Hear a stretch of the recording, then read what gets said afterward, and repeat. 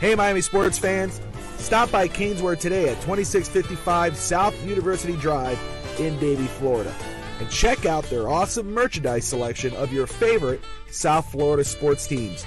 From the Miami Dolphins, Hurricanes, Heat, Marlins, Florida Panthers, and Inter Miami, they've got it all. Celebrate your favorite team and show off your fandom with their beautiful team starter jackets, killer-looking helmets, team jerseys, cool shirts, and more. And if you are out of town or out of state, no worries. Go to caneswear.com and find everything they have on their site. Select what you want and they will ship your gear to you. Anything over $99 is shipped for free. Don't wait. Stop at Caneswear today.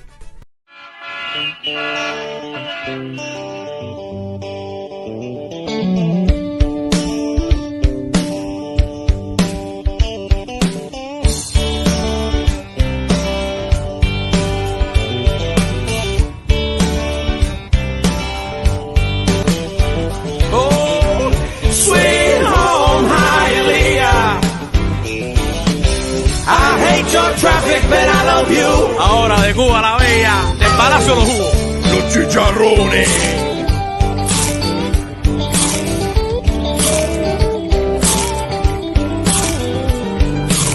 Los vecinos aquí se enteran de todo. Mi vecina era CDR en Cuba. Y en verdad no hay nothing that you can do. Chacleteras sin llames con corbata. Aquí yo vendo hot dog, pero en Cuba yo era médico. Le saco el dedo y digo Q. Sweet home Hialeah. Solo 30 minutos de Le Bayou. Oh, sweet home Hialeah. I hate your traffic, but I love you.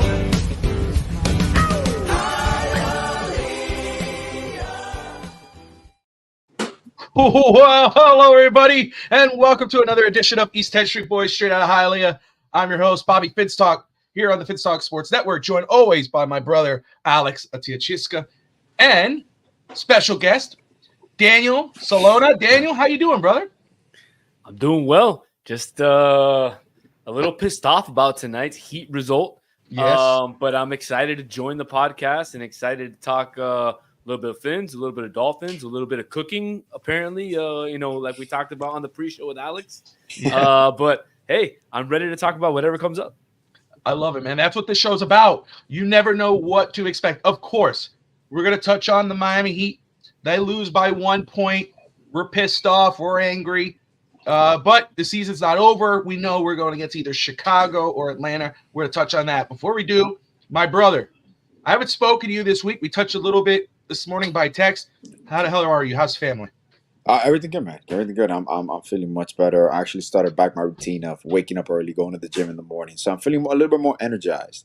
On my little weight loss program that I'm kind of focusing on getting back to my playing weight. Not my high school playing weight, but kind of like my mid-20s playing weight because I can't get that low anymore. But I'm feeling great, bro. Obviously, not spiritually right now with our Heat Nation, but we'll get further to as the podcast go on. So I'll let you finish your introduction. No. Again, all good. First off, we already have people tuning in, whether you're watching on Twitter, YouTube, Facebook. We appreciate all of you. Ray Finkel in the house.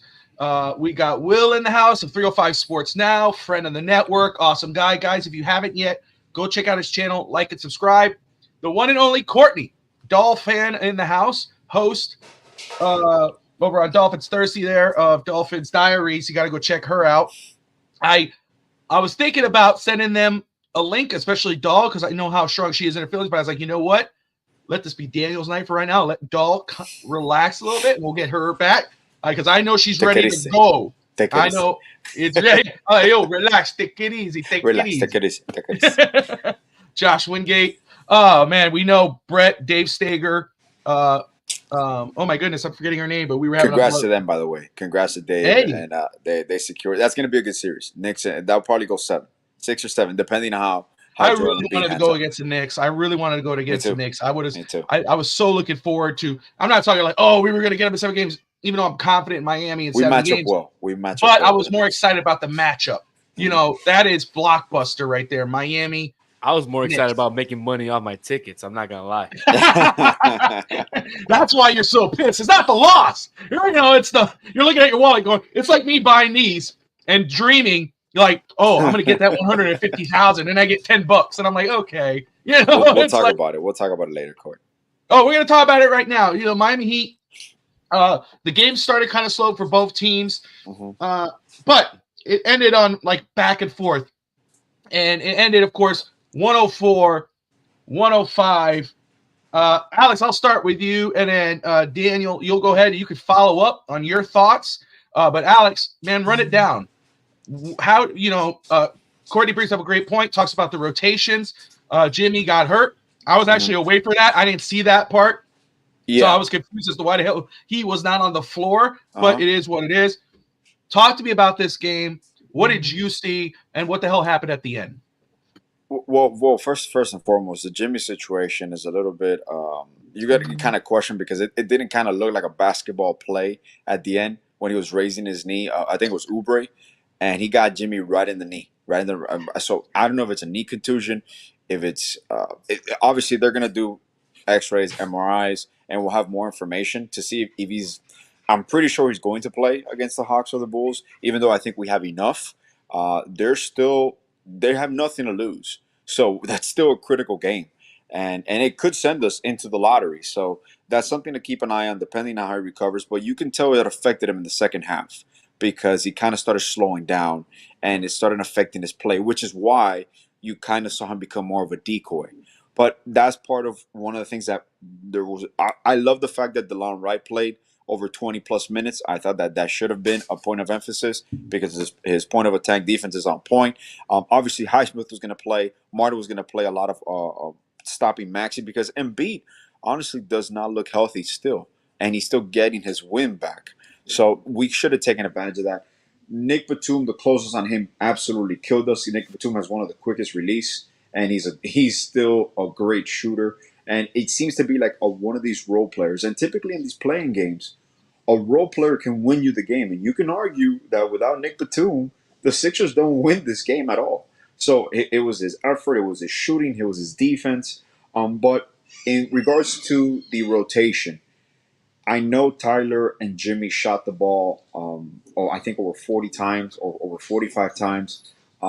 Obviously, credit where credit is due. Philadelphia with Nick Nurse and Spo with the Heat, it was going to be a defensive matchup, and you saw it from the beginning. Philly was blitzing every pick. Philly was playing aggressive, so they got Tyler Hero uncomfortable. Obviously, Duncan was pretty much a decoy, warm-up. He was only going to be used on emergency basis because he's not healthy. You miss Terry Rozier in games like this, especially back-to-back with Maxey. So that's someone that it's unfortunate that he couldn't play. Because if even he was at 70, 80%, this game is completely different. But no excuses. We had a substantial lead. We did go away from a rotation, which I felt comfortable. Jaime was huge. I think Spo should have played Nico a little bit more in the second half because he did give you even shooting, rebounding, and he pushes the pace. And Miami not being able to finish at the rim in the beginning was what kind of came back and bit us in the ass. There was a few bang layups that we just couldn't convert, and it was just with these playing games. This is the problem. This is why. Remember last week, I'm always positive in regards to those things because I understand you got to be healthy and you're playing your guys. But in these playing games, anything can happen because you're basically come down to two games. Your whole year, your whole season comes down to two games. Obviously, we have a final chance, but you are, like you mentioned, playing Atlanta and Chicago. They really have nothing to lose. Realistically, we match up pretty well with Chicago. Atlanta could give us problems. So there are situations that we got to see how Jimmy's doing, if he's available. And once again, this comes down to putting my coach's hat on. I don't know why we always go away from a style of offense or style of play in regards to, I know playoff, the rotation shrinks. Late in the game, if you saw, Spo went all defense, and Tyler, basically everything ran through Tyler in the fourth quarter. Absolutely everything. Bam was kind of a screener. He was kind of a decoy as well. Jimmy was in the corner, which this is when it pays to have Jimmy shooting 40% from three because he's a threat.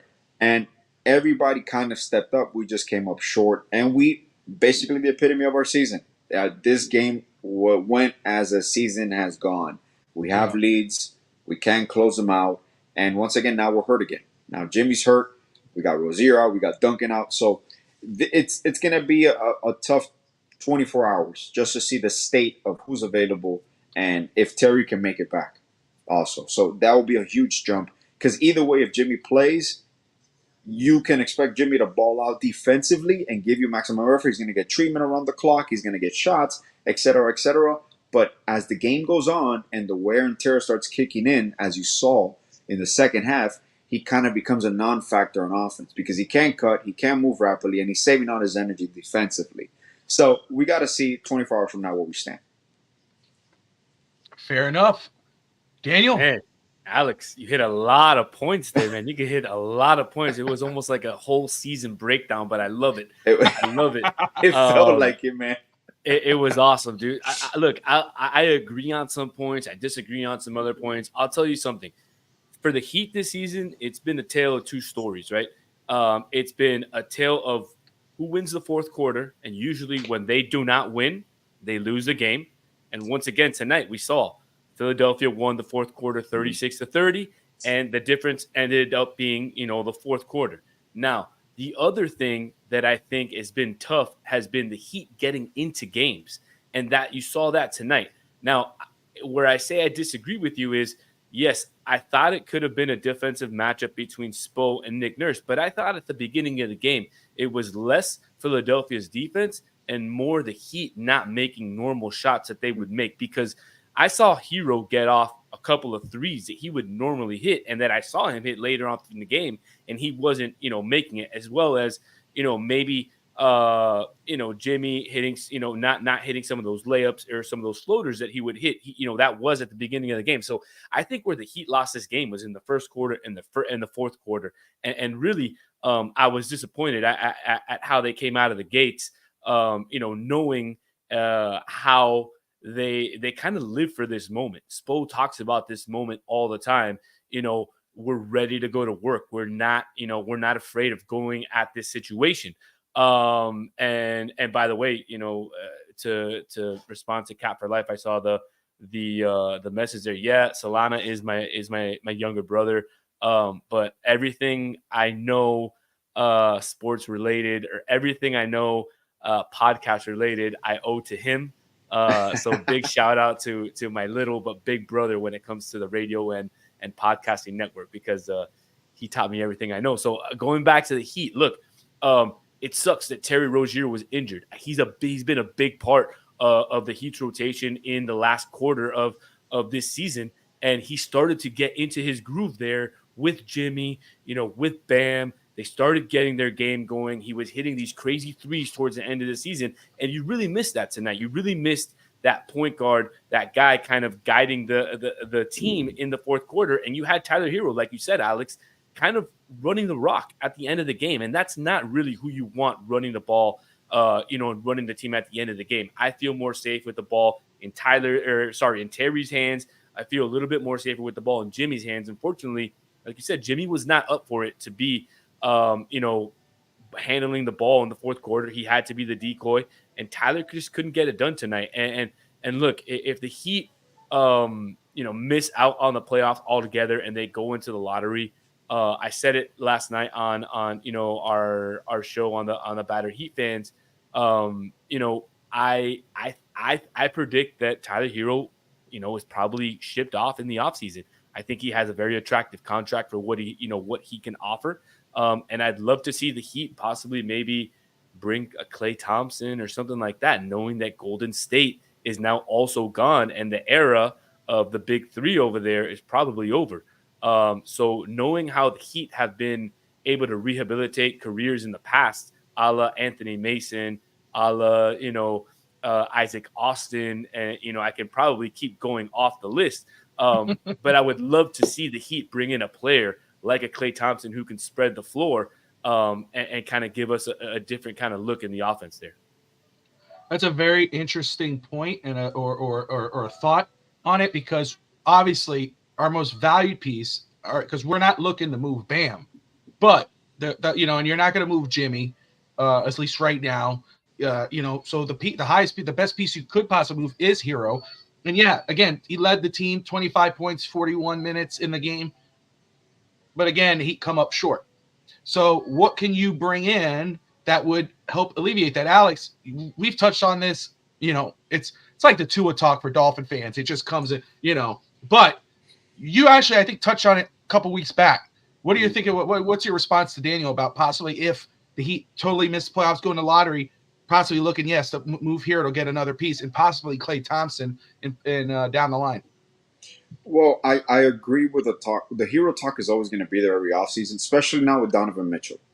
The number one target is going to be Donovan Mitchell, and secondary, Damian Lillard in Milwaukee.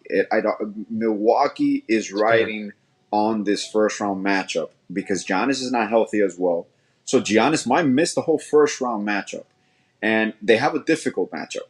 So, even Cleveland as well. Cleveland and Orlando. I think Orlando can beat Cleveland probably in 6. So then, if Cleveland gets beat, there's changes coming there because I'm pretty sure Mitchell's not going to sign an extension. Then the talks go louder and louder. Okay, if we don't trade Hero, can we still be successful down the line with the development of this group? Absolutely, 100%. I believe in that because the team is designed for Hero to be a scorer. The team is designed for late games, like you just mentioned. It's Hero is your scorer, but you don't run really everything through him. Now, does he have something you can't teach, which is like the Klay Thompson, the Seth Curry gene? Yeah, because he's cold-blooded. He's not afraid of those moments. Tyler Hero will pull up in your face, and he's not afraid at all. So you can't teach that. Do I see his game continuing to evolve next to Bam, next to Jovic, and Jaime? 100%. But if you do miss the playoffs for whatever reason, or even if you have an early exit in the playoffs, usually these teams run their course 4 to 5 years. I believe we're 5th year in Jimmy's era, right? If I'm not mistaken. So it's a difficult timeline because in the Miami Heat with other situations, the big three, it ran its course. LeBron left, we revamped. Alonzo Mourning, the whole Jamal Mashburn era. We go trade for Eddie Jones. We trade for Anthony Mason. Zoe goes down. Then Chris Bosh, we lose him after LeBron leaves. So a lot of these rebuilds have been like complete re-identities, or like rebranding your team per se, even with some stars. But you're kind of stuck in a bridge era where we keep saying Jimmy's window, and it's funny because now that you're here, I want to get your point of view on this one. Because I was telling Bobby, I think this team is going to be even more successful as Jimmy gets closer to retirement because his role will change a little bit. This team really doesn't need Jimmy to be the focal point on offense. It kind of gives to me, from my perspective, Jimmy the ability to roam defensively, to figure it out defensively, kind of orchestrate the offense, pick his moments. But to me, with the personnel that we have, when healthy, and another one that we missed today was Duncan because he spaces the floor for you and he creates a lot of actions, a lot of triggers. So those are little parts of your team, which, like I said, no excuse whatsoever because at this point, every team is not healthy. Are we missing key components of our offense? Yes, we are. But we have to play through it because we do have enough. But I don't know if this is a year that they move on Hero. With the one point that you made, Hero's contract, you can probably, if you move Hero, you're probably attaching Rozier too, and maybe a pick because Rozier and Hero get you at 40-something million. That either gets you Mitchell, Damian Lillard. It gets you in that realm. So we're looking at a package deal here probably, and you kind of want to stick with Bam and Jimmy and Jovic and Jaime, unless Jaime gets thrown in. Jovic gets thrown in, which I doubt, honestly. That I really think they want to build around that. Let me ask you this. Let me ask you both this. And Alex, that you're talking.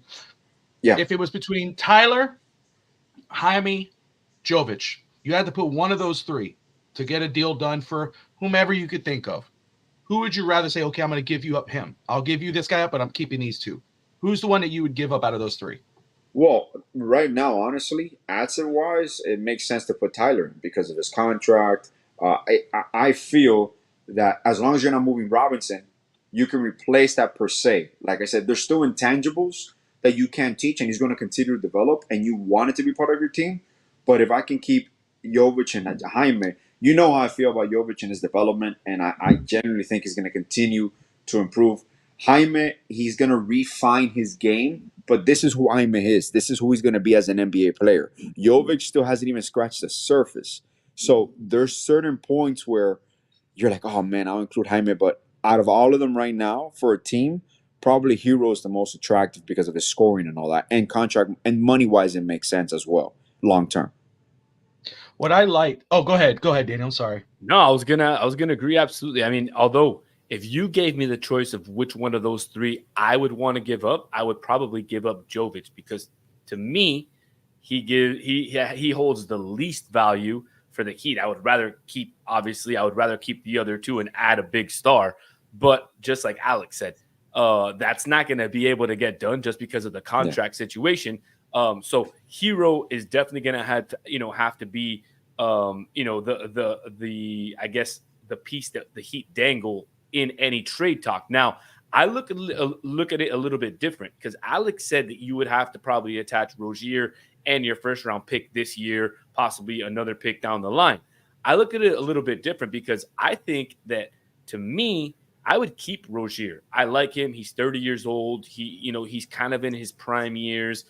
He looked like he was fitting into the Heat system, and I just love the type of guard that he is. I would rather almost get rid of Duncan. Why? I think he's kind of reached his ceiling now. Duncan was a three-point shooter for his first few years in the league. Over the summer, he went back and he found some game. He has a two-man game with Bam. He's cutting to the rim now. He's backdoor cutting. He almost reminds me of almost like a super white Tayshaun Prince. I don't know, man, but he's just cutting to the right. He's just a much different player, and to me, he's my most improved player on the Heat, because he added not just one new facet to his game, but he added two, possibly three even new facets to his game. So his contract at $17 million now, I believe going into $19 million next year, makes him a super, super attractive piece. So you pair those two guys together, and you can bring me a Steph Curry and maybe like a Jonathan Kuminga or somebody like that, and you can attach a Jovic or something. Now you're looking at I'm looking at it completely different than Alex. I'm not trying to like bust the entire bank open and trade two of my big guys, but I'm trying to trade one of my big guys and one of my bench players. Although that bench player, Duncan Robinson, with him in the lineup, the Heat were super, super, much efficient this year versus when he wasn't in the lineup. So, when he was in the lineup, they were fantastic. I believe they were 30 and 18, 38 and 30 when he played versus when he didn't play. So I believe he was probably the most important player for the Heat all season as well, just because of the spacing and all the other things that he added to his game in the offseason. I was going to say, Alex, go ahead. I'll let you respond. No. I agree with in regards to Duncan basically opens up your offense. And I know always, typically, in these situations, in the long seasons, injuries kind of make a coach play a certain player, a certain lineup.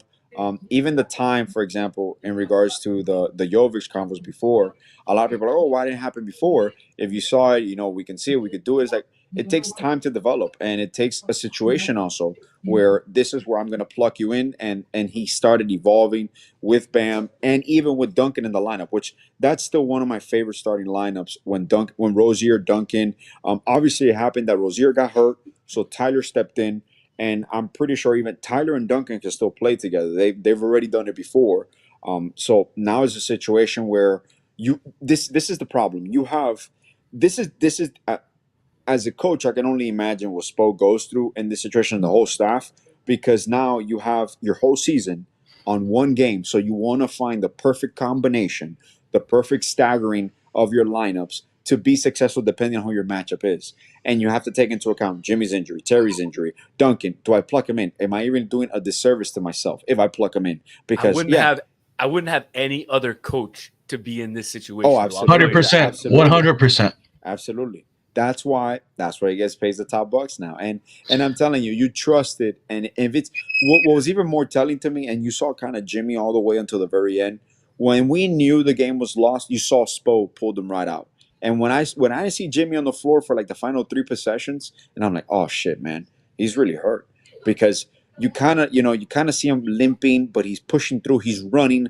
But then the moment he landed on the dunk, when he took the first 2 steps back, he's like, he was grinding. I'm like, and you feel that because when you've played basketball, you kind of know exactly what he felt at that moment because the adrenaline kicks in. But then tomorrow, the flight back home, you're like, oh man, that's gonna swell up. So now it's treatment.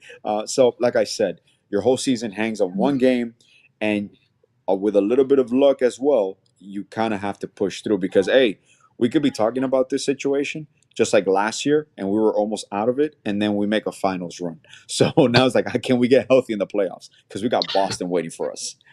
That's the next, right? If the Heat beat either Chicago or Atlanta, and right now Chicago's leading 51-42. If they beat, let's say they go and they face Chicago and they beat Chicago, they would face Boston. Is that right? Correct. Okay, so yeah, that would be a damn tough one. Yeah. No, and I'm you gonna got agree, Boston just waiting for you, dude.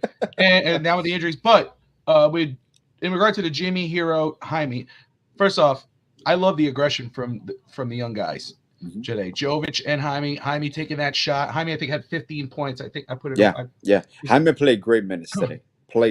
And defensively was there at all points. And Jovic, even though again you look at the stat line, you see 5 points, but to me, he made a difference on the floor. He had actually a real nice bucket when he came up. I forgot what quarter. I think that was the first quarter. Yeah. But anyway, you could see the aggression. You could see the productive. That's why it's hard for me to say, oh, you got to put one of those 2 guys in there. No. I'd rather, if I had to, move Hero. First off, we know what he could do. We know his contract. We know, other teams might be more attractive to that compared to Jaime or Jovic. But again, I would rather see what they're – because Jaime, again, I think, he's only in his first year, but he plays like a veteran. I love that guy. Yeah. So I would not touch him. And the same thing with Jovic because his ceiling can only get better. Where Hero, you say he could keep growing. My thing is like, I think, it's kind of hit. I don't see the needle moving with him. I could see the needle moving. You add another piece, and you have Bam there. You got Jimmy still the veteran, but Jimmy's not. I mean, you can't count on Jimmy to last 82 games or play 82 games. You need another guy, like you brought up those names. You said Donovan Mitchell and whatever. If we get them or not, I'm not saying any one of those guys, but you need another guy who could be there the majority of the games. That when Jimmy's not there, you're not going okay. Because beginning of the season, and Daniel, I don't know what your prediction was on where the Heat would land in the prediction. I think I had like 5 and 6. Alex, you had 3 or 2, 3. I think you had 3. Yeah, I had 2 or 3. 2 or 3. But you see, so it's like, and it's still even 5 or 6. It's way below. It's below expectations. There's no reason why the Miami Heat should be the 8th seed, about to get eliminated in a play-in. Well, to be fair, this year the 2nd and 8th seed is divided by like 2 games. I was gonna mention that, Alex. So in all fairness, I mean, they win one of those games, and they on that last day, the Magic lose, and and we're the also 5th seed. Indiana would have lost, and Philly would have lost, and they would have ended up the 4th seed or the 5th seed. So it's like, whoa, what's going on? But there were some games. Well, but again, there were some games the Heat should not have lost. At all. There was like tonight, which was like there was a game against Detroit. A game against Detroit that I remember at home where Kate Cunningham took over. That was a bad loss. There was a game against Washington at home as well where we took a bad loss. Those are 2 bad losses against Memphis. We got completely destroyed by Memphis with nobody. Those are the games that is like the trap game, and you're like, oh my god, there's no and you figure, it's gonna bite us in the ass. Oh, it's a long season, but it bites you in the ass. Those 3 or 4 games where we could have been the 2nd seed. We win those 3 or 4 games. We're the 2nd seed right now, waiting to see who do we play. So that's but we chose it this way, so we gotta live with it. That's the only way. So let me ask you. Yeah, Euro 7 plays D and shoots 3. And we picked this year again 15 or 16, which is great because this year's draft is weak in the top. So you have a lot of average talent per se. Remember, I was already looking at some of those guys. Oh, you were looking at some guys? Remember, I brought up some guys earlier, but we'll see if I'm 3-0. But we don't want to be in the lottery. We want to win. No, again, of course not. You just get us in 7-game series. I could, I feel confident in a 7-game series. Still Boston. Boston's a scary team. But again, in a 7-game series, I always have a little bit of trust in the Heat. One thing I wanted to ask you, Alex, because of the way that game ended. I mean, again, it ended up 105-104. Yeah. Kind of went Miami's way, and that towards the end a little bit, the foul on Tyler from yeah. I'm talking about which was made it a 4-point game. Mm-hmm.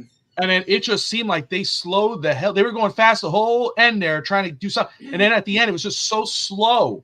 And Highsmith should have took that shot. I know he wanted to get the 3. Yeah. And of course, in Taylor, I'm not going to blame Tyler Hero, because Tyler was just making a step out to get a shot out. But you're looking at that as a coach. And full disclosure for Daniel, Alex coaches high school basketball. He's an assistant coach. He coaches, and if I would say his love for the game, but Alex, as a coach, you're watching that. Walk me through that. What would you have done different, or would it have been exactly the same? Well, at that point, he was down 4. Yes. So you do, for example, if Heisman has an easy layup, you take the layup, and then obviously you're gonna play on tight. Top of them. You're gonna play really tight. You're gonna be aggressive, and you're gonna try to get a steal.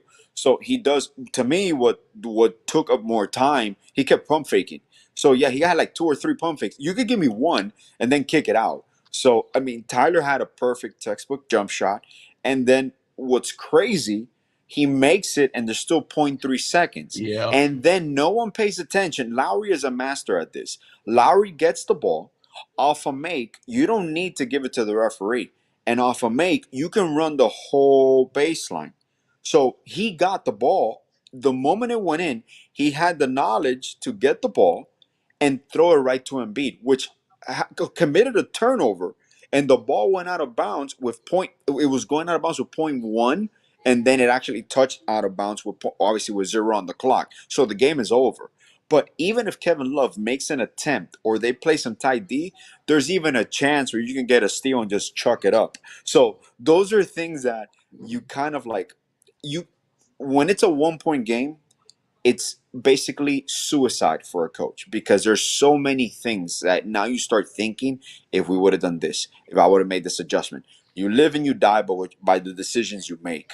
And then people are going to start blaming the refs. There are some calls that they missed some calls on the Sixers. They missed some calls on us. So I don't like going back and forth to this blaming game.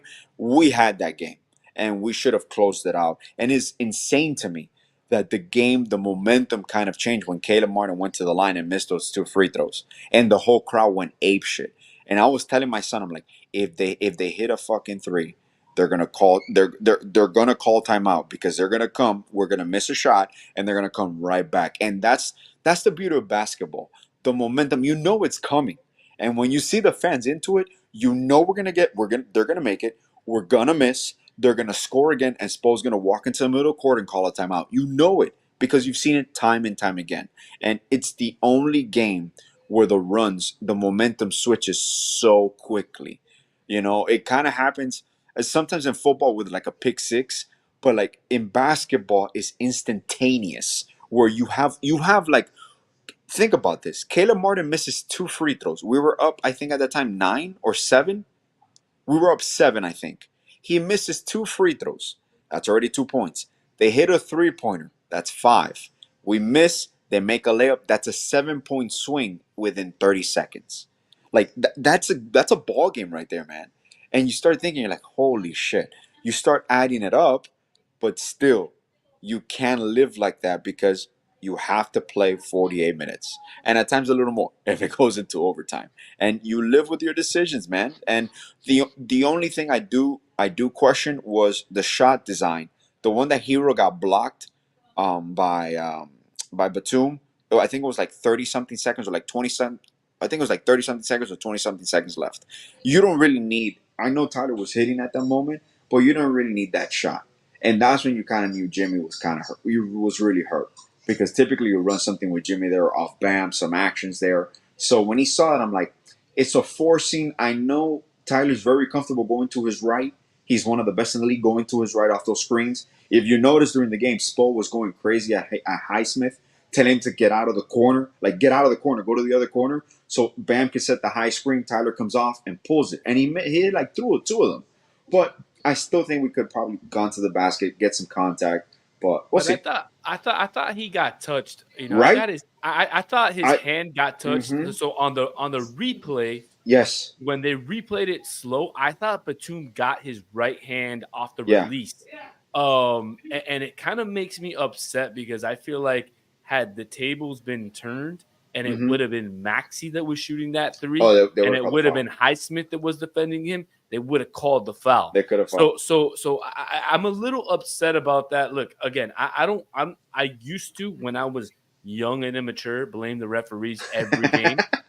Now I'm a little more mature and I Now we see it for understand that what it it is. goes a little bit beyond, Yeah. the zebras, Yeah. but they do have an effect in the game. And I thought that at the beginning of the game there were a lot of no calls. Where Yeah, at they the were- end of the game they started calling these kind of touch fouls, and it was like, come on, if you, and look, I like to listen to the 560 Yes. radio, Miami Heat radio experience while I watch the game. And Jason Jackson even mentioned it, that look, at least be consistent. At least Yes. it's Yes. okay if you're not going to call some of those calls, but do it both ways and do it the whole Mhm. game. Don't just do it for one half and then change the way you call, because it kind of It changes the way you play.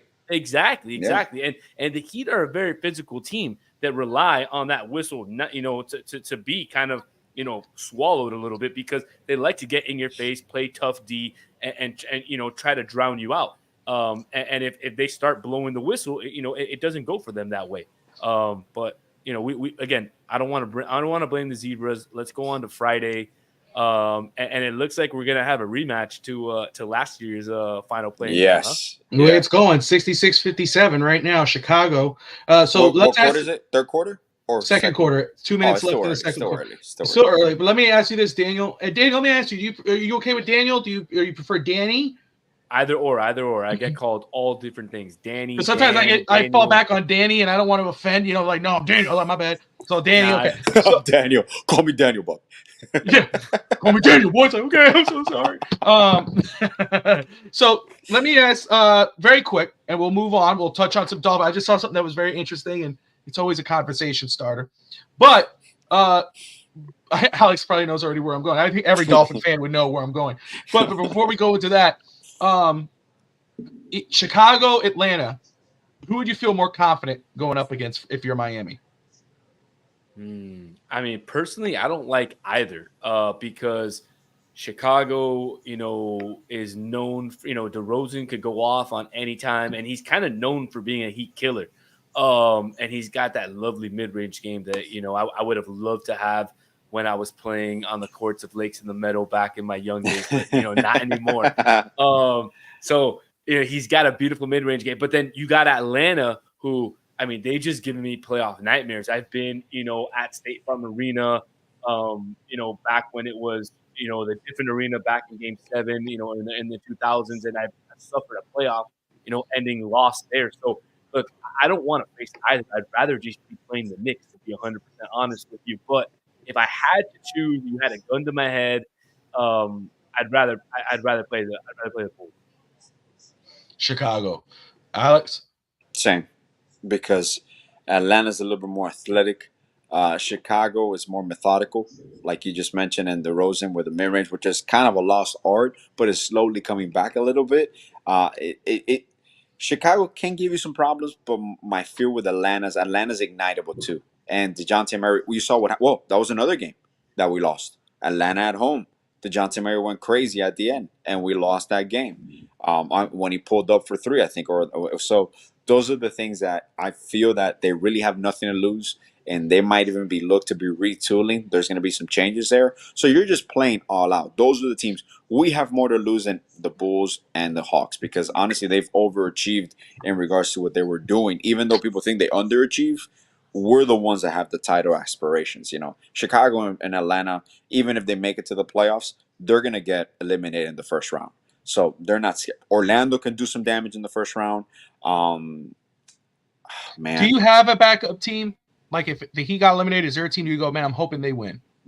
What me? I love OKC, and I think OKC is set for years to come if they manage it well this time, because OKC was once this team with Durant, with Harden, with Westbrook, and you had a bright future ahead of you.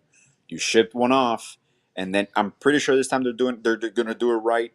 They have a lot of picks. Utah has a lot of picks coming up this year. A lot of cap space. A lot. They're gonna move a lot of. They're gonna move some players. But to me, even if the Heat don't make it, honestly, and for full disclosure, I'm a Miami Heat fan, die hard until the day I die, no matter what. For life, like the I NWO. don't enjoy watching Miami Heat basketball games because I sit down and I'm analyzing everything they're doing. That's how I I feel about enjoy the basketball more when I'm just watching a game of basketball. I'll enjoy it. I can still see it analytically, and I see it from a coach's perspective. I'm like, what are they doing? Oh, okay, they're gonna run that. But when the Heat play, it's like I legit have nights that I haven't gone to sleep because how the Heat lost the game, and I'm like, holy shit, bro. So you kind of detach a little bit from that in I that used to have regard. those nights, and then I had a baby, and Oh. now he's turning 3. Oh, So I've gotten used to, if I need to eat my melatonin to go to bed, I know Every I gotta night. eat my melatonin to go to bed because Yes, I gotta have a be purple. ready. I have a purple bottle in there. I take pop two of those, and off to bed I go, brother. I gotta And be sometimes ready not at even 7 then. a.m. Sometimes not even then. I should take 3, but I'm not going to do it. But it's what it is. No, but it's true. That's how I kind of explain it. First of all, I'm a diehard Miami fan. No matter what, I love watching my team and supporting my team. But Alex knows this. Dolphins. I would scream. I would go nuts. But over the years, the more and more I get older, and the more I study and watch, I don't watch it like I used to anymore. I still watch. I still enjoy. I still cheer. But now I'm watching it another way where I'm analyzing everything. I'm not. And this could go for someone that's. Alex knows this because one person can be celebrating where Alex is going, no, let me tell you why he did that wrong. This is what he really should have done. He just got lucky. It's a blessing and a curse, man. It is because you don't get to. I just want to enjoy the effing game, and you're telling me what we got a 3. Where it's the same thing for me, where it's like, oh, bro, did you see that touchdown? Really, that was a mistake. Kind of bounced off. He could have aimed for this guy who was wide open. Because now you're watching a whole other angle. So it's like the curse now. So it happens. Like when you lose, you're going there. They could have done this. And if you go back and you watch the game, and what you just said, you look back, you go, holy they could have done this. This guy was open. Why did he not read the field? Or why did not the coach choose to run on this play? Mm-hmm. But it's just a self-analyzing. Sometimes you gotta realize, okay, they're the one in control. Mm-hmm. I'm just a fan. I could say all I want, but that's people go, oh, shut up. You're not this. First of all, it doesn't take a rocket science to determine what was right and wrong. We could all figure it out. Alice could sit there coaching high school basketball or Pee Wee basketball and say, no, and realize, what the hell was that? What was that called? Daniel could be sitting there watching Inter Miami and realize, wait, what the hell? Why would they run that for? The same thing with football, pro football. Yeah, I played high school football, but I'm not like, I'm not JT or any of those guys, but I could still sit there and go, that was the wrong formation. They should have done this. And, I could tell Alex, and Alex may not have seen something different where he's like, no, bro, he was going for this. Like, Alex, let's rewatch this. Let me show you where this guy was like, oh, shit, I didn't see that. Because my perspective is, as we're watching the whole thing. Does that happen to you since you started? Yeah, go ahead. The being the masters of our craft, essentially. Like, for example, you're talking about, Bobby, you played high school football. So those X's and O's. You know the defenses that are being run, the offenses, whereas I'm playing Madden, and I could probably choose any 3-4, and I don't know what the hell I'm running. Like, I'm running gap zone blitz, every down, and I don't know what I'm running. Ask Madden. If I'm playing against you, Bobby, you're going to whoop my ass. Same thing in basketball. Like, I've followed the Heat, and I've been a season ticket holder for over 20 years. I love basketball, but it's not my primary sport. I go to the games, I study the sport. I can analyze an offense, probably with Alex if I sit there. But he's gonna just take me to school when it comes to like real X's and O's and like, yo, this guy set this pick, and like I couldn't come up with a play for you where Alex probably has 30 plays in his head. Now, when it comes to soccer, and I get hated on this all the time on social media, I'm very arrogant when it comes to soccer. But that's because I have a resume when it goes there. I've dedicated my life to playing the game. I played high school. I played traveling when I was younger. I've gone to cups, overseas. I played college soccer, semi-pro. I've coached. I've been a referee. I'm involved in the sport now. Now I podcast about it. So, I look at the game differently, and I don't enjoy the game. Like, I go to the Inter Miami game, and I can't tell you that I'm a diehard Inter Miami fan. I go there to like watch Messi move this way and Suarez move this way and Busquets move another way, because to me, I'm just like, wow, I didn't get to see these guys when they played at Barcelona, and they still do those same movements in this league. So I feel your guys' pain when you're watching your sports, because, I mean, mind you, I still will yell a goal, like you say. You'll still, go crazy for a touchdown, Bobby. Absolutely. You're still going to go nuts for a Heat win, Alex. But you're still going to be like, man, that was a great win. But if they would have done X, Y, Z, we probably could have either won by more or stopped the other team from scoring those amount of points, and we would have been better off. So I feel Daniel, your pain. Preach, brother. It's like therapy. Great. Yeah, no, right there therapy. was the perfect because we do these podcasts. You're part of the Battered Network, Battered Heat fans, and the Battered Herons, right? Also, That's correct. That's great people over there. Danny as well. I know him real well. Nice guy. He's been on the show with us as well. But it's true. I do the post-game show, pre-game, post-game for the Dolphins on the network here. And fans will jump on after a big win. Of course, me and Finstanza, Evan, who's my co-host, we're happy the Dolphins won, but especially we're not, good they win, but they did this and this and this. This could bite us in the ass in the next game. If Miami doesn't do this, fix this, it's going to come back and get us at the end. And a lot of times people will say, "Oh, you're hating. Oh, you're this. Oh, you're that."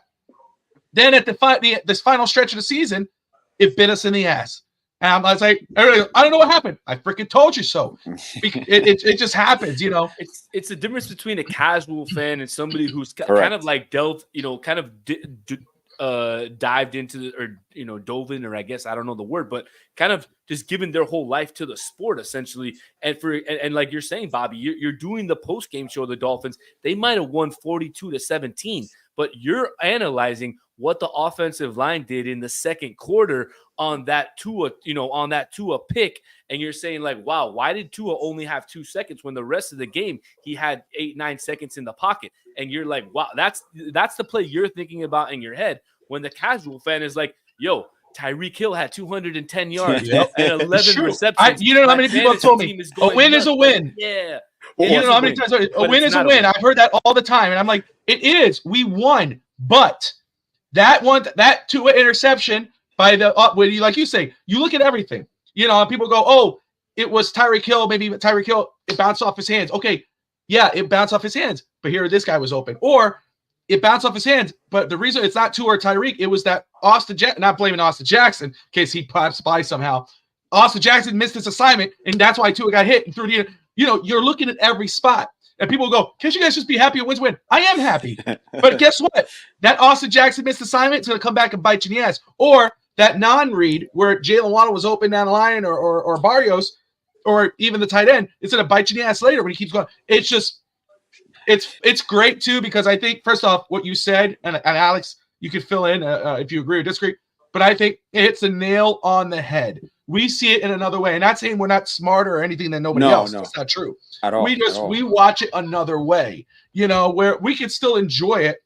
I see the way Alex knows a lot about football, where we could talk about the X and O, where I know a lot about basketball, where me and Alex could talk X's and O's. But where I'm screaming, going, oh shit, oh, this was good. Oh man, this guy had a great game. Jaime or whoever. Alex will go, wait, bro, no, let me tell you where he's fucked up. And I'm gonna go, what the or Alex goes, Bobby, so-and-so had a great game, bro, on the Dolphins. I'm going to tell you, like, what was it? Johnny Newton was it the defensive tackle out of Illinois. Right. A lot of Dolphin fans are really excited about him possibly being a pick. I can see why. I watched the film.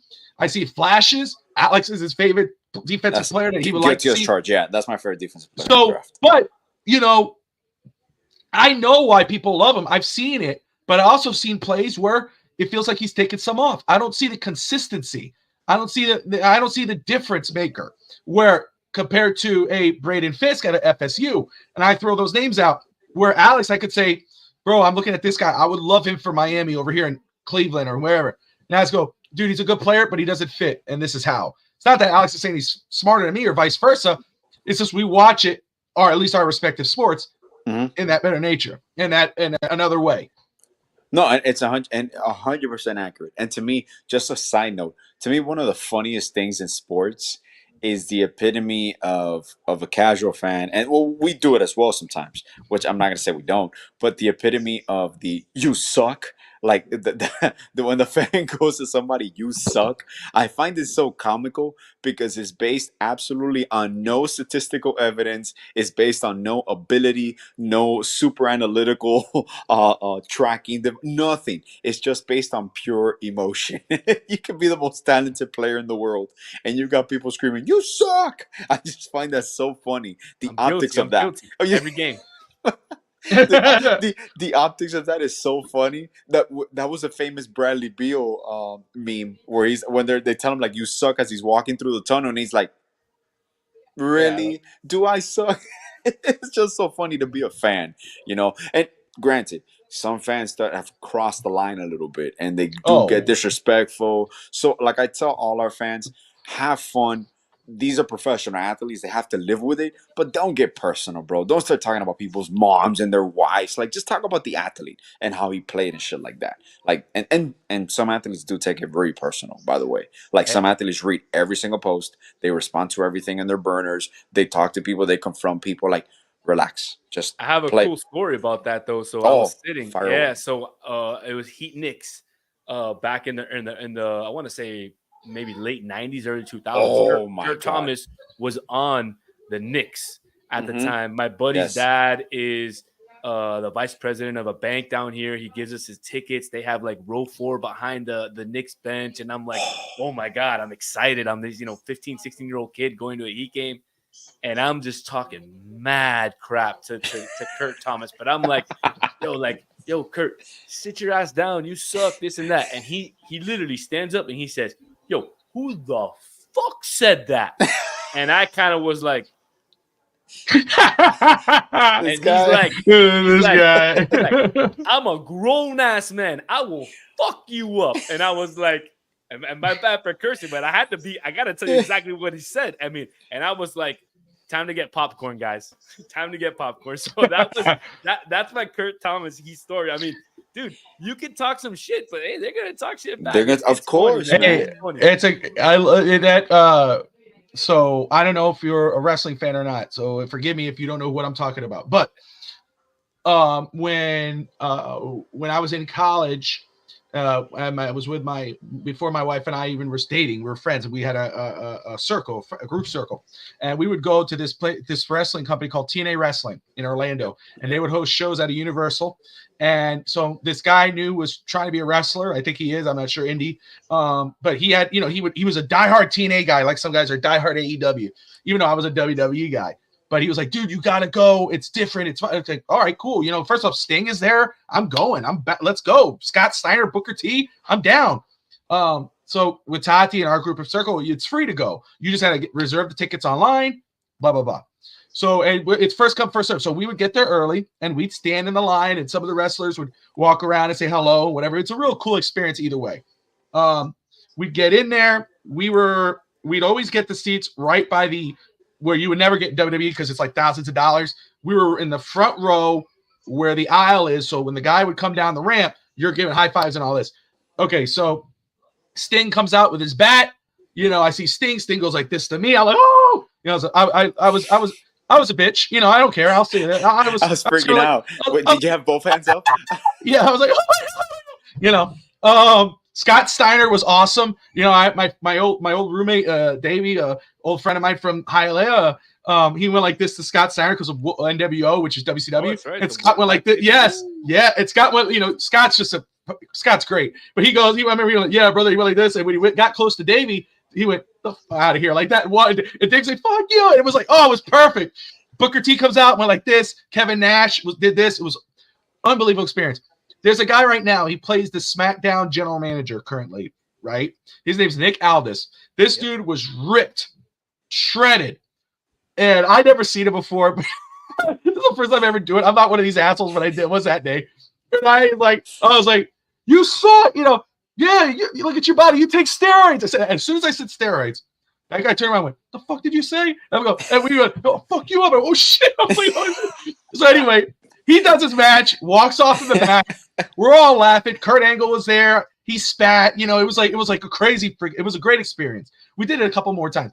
Anyway, usually afterwards, that day especially, we would go to, I believe it was Planet Hollywood. It wasn't Hard Rock. It was, or what was, there's two different places. I think it was Planet Hollywood. I'm forgetting the other one. But anyway, so we're all as a group and we're eating, we're laughing, all for the group of friends. And I see the Dudley Boys, which are a tag team, and they're walking. We go, oh shit, it's the Dudley Boys, and they're going into a private room. Right behind them is Nick Aldis. I've never been that much of a bitch in my life. I went like this. I went like literally. I'm gonna do it. I'm gonna do it. Oh shit! Like I was like waiting. He probably saw me. He probably don't give a shit. But dude, it was like one of those experiences. I was like, oh my god, I regret ever saying something. I was that close. The problem is in wrestling, you don't know if he's part of if he's doing it in like as part of the show coming at you, or if he's like legit pissed at you, like told him like, yo, you're on steroids. We're at in the NBA. Like I told this guy off, and I like he legit almost was about to come at me, man. But dude, I mean, I've been to some WWE shows and they're awesome. I want to ask you, and this is a crazy off the like crazy grid question, but how weird is it watching wrestling on TV and you see the wrestlers walk down the aisle? Looks like it takes like 10 minutes for them to walk down the aisle. You go to the live shows and the aisle is literally like 5 steps. How weird is that? Yeah, you know, I guess it's because, well, are you going to a live show, or is it like a house show where there's no real cameras and because where the live show, if you're there and you're watching that ramp, it's like, dude, you can get down there pretty fast. I think when they have it, they're kind of panning out and it makes it seem longer. Exactly. I think I love those. My kids are into it now, so it gets me more into it now, you know. And wrestling's been a lot of fun lately, but that was a great story. As soon as you said it, I'm listening to you. I'm going, holy shit! I remember this one time. Alex gets in trouble with everybody. People just don't like his face. They just think as soon as they see him, they want to fucking deck him out. But anyway, I got a punch in the face. Yeah. So do you see, Bobby? You look really black right now, man. You're just really dark, and he's gone. You could hear his voice, but there's no. That was horrible. I had to turn that off. We could hear you. That's awesome. Yeah, like that's really good, bro. It's like he looks just exactly the way he did when he saw the wrestler walk by. He just disappeared. He just kept talking, but he just disappeared. He's like, eat me, Earth, eat me, just take me out of here. It's to me, it's the epitome is the fan. Remember the one that was flicking off Joakim Noah as Joakim Noah was walking off, that he got ejected? That is, to me, there are certain fans. Obviously, we all understand the malice at the palace, where that's just crossing the line. And 100%. when you hear the backstories of that, like Steven Jackson was with Dan Le Batard, and he did an interview and he talked about it in depth of what actually happened there. And to me, the crazy part about that is like, that Ron Artest actually followed everything his psychologist told him to do. Lie down, relax, be in a happy place, relax your thoughts, and then fucking someone throws a fucking Coke or something at him, and it just goes ballistic, man. But with those shows, now you say about the 90s, while Bobby comes back, tell me how intense were those games in person? Because I was watching them from home. And I'm talking about the old Miami Arena, even before we moved to the American Airlines Arena. We played the Knicks 3 years back to back to back. Obviously winning the first series, and then we just lost the other 2. Like, how intense was that, seeing it in person? Did you go to multiple ones, or you just went to a few? No. So I remember back in the 90s, I had some friends that had tickets, and so they would take me. And I specifically remember I was at the Allen Houston game of all games to be at. And I was literally celebrating before, the timeout, we were up and this and that. And then, dude, Allen Houston, and you kind of know when he gets the ball, it's going to go in. It's like that. And I was like, I mean, it's just a tough game to beat you. But let me tell you, the games over the last 20, 25 years have gotten extremely different. I don't know if it's because, the Knicks became irrelevant in like the early 2000s to like the mid 2000s. Yeah. But the fact, I love when the Knicks are good, because I love a good Heat Knicks rivalry. I can tell you the Heat Knicks rivalry for me is a lot more fun than a Heat Sixers rivalry, than a Heat Celtics. I hate Sixers fans. I hate Celtics fans. I hate Knicks fans, but I love Knicks fans a lot more. The banter is just a lot better. than the other fans. And I've been at both, at all three arenas. And the one arena where I've been treated the worst at was at the Boston. No, Philly. No, Philly. Ooh. Philly. I was treated the worst at. Absolutely. Were you wearing heat gear? Of course, I wear heat gear everywhere I go, man. Yeah. I'm not scared, bro. And I usually try to make friends with the people around me, and I'm like, hey, I'm gonna be loud, I'm gonna talk shit, but we can be friends. Yeah. But they just didn't want to be friends in Philly. And I had a few to drink that day. I got a little loud, and they just didn't like it. I heard they're hostile. We lost. Lucky for me, we lost. If we would have won, I probably would have got my ass whooped. Oh, for sure, for sure. But, I mean, look, I'll tell you, I'm glad that the Knicks are back. I was really hoping for a Heat Knicks series because I felt like this year was the year where we could have got some crazy 90s highlights, maybe a fight out of it just felt like the electric was back in that, that matchup again. And, the NBA screwed up, man. They should have given the Heat a couple calls tonight. No, great point. It's true. The basketball is better when the Knicks are good. I mean, there's some teams that, like the Lakers, when they were going through those bad years, it's like, no, man, the NBA is better when the Lakers are good. Before we move off of basketball, and first off, guys, thank everyone who's tuning in right now. We're about an hour in. Thank you. Watching East 10th Street Boys straight out of Hialeah on the FINS Talk Sports Network, sponsored by Caneswear. We got Daniel Solona with us from the Battered Heat Network channel, the podcast. I also have Battered Herons podcast. Of course, Alex in the house. Man, we're having so much fun. I hope, Daniel, you are as well. But before we move on, let's talk. I want to talk a little bit about the WNBA, just a little bit. But first off, Caitlin Clark really putting the WNBA on the map. Of course, also not just that. There was Indiana Fever drafted her. Is that right? The Fever. Yep. Indiana Fever. But people were really criticizing. Tati was talking to me about it. How she's like, man, the salary was, and she was like, it's just crazy how. And I said, it is crazy, but my opinion of it was, well, first off, I was like, yeah, that's her salary. It's a rookie salary. It's set in stone. It's how it is. It's just like the NBA, even though the NBA has a lot more money, and that's the main thing. It's what the NBA is. Big, way bigger than what the WNBA is. If the WNBA, people really want the WNBA to raise up the salaries, go to the games, support the teams, support the league, and bring it up like we do the NBA. But I said, don't think for 1 second that's all she's making. I said, the sponsors are going to come. Subway's going to call. Nike's going to call. They're going to want to get her. They're going to break the bank on her. And lo and behold, I just saw before the show was that Nike is offering her a historic deal or something where she's going to break the bank. What are your thoughts on? I'll start with you, Daniel, on the WNBA, and first off, Caitlin Clark, what she could do for the WNBA. First and foremost, Caitlin Clark is probably the best women's player I've ever seen play in my life, and I've seen some pretty good women's players play. Going back to Lisa Leslie, going back to Cheryl Swoops, back in the day, even Diana Taurasi, and even to, the Maya Moores of the 2000s. But Caitlin Clark is probably the Stephen Curry of what the WNBA is going to be. And I think it's going to be huge in terms of marketing for the WNBA. And I think that's really what they lack. They really lack a good marketing team.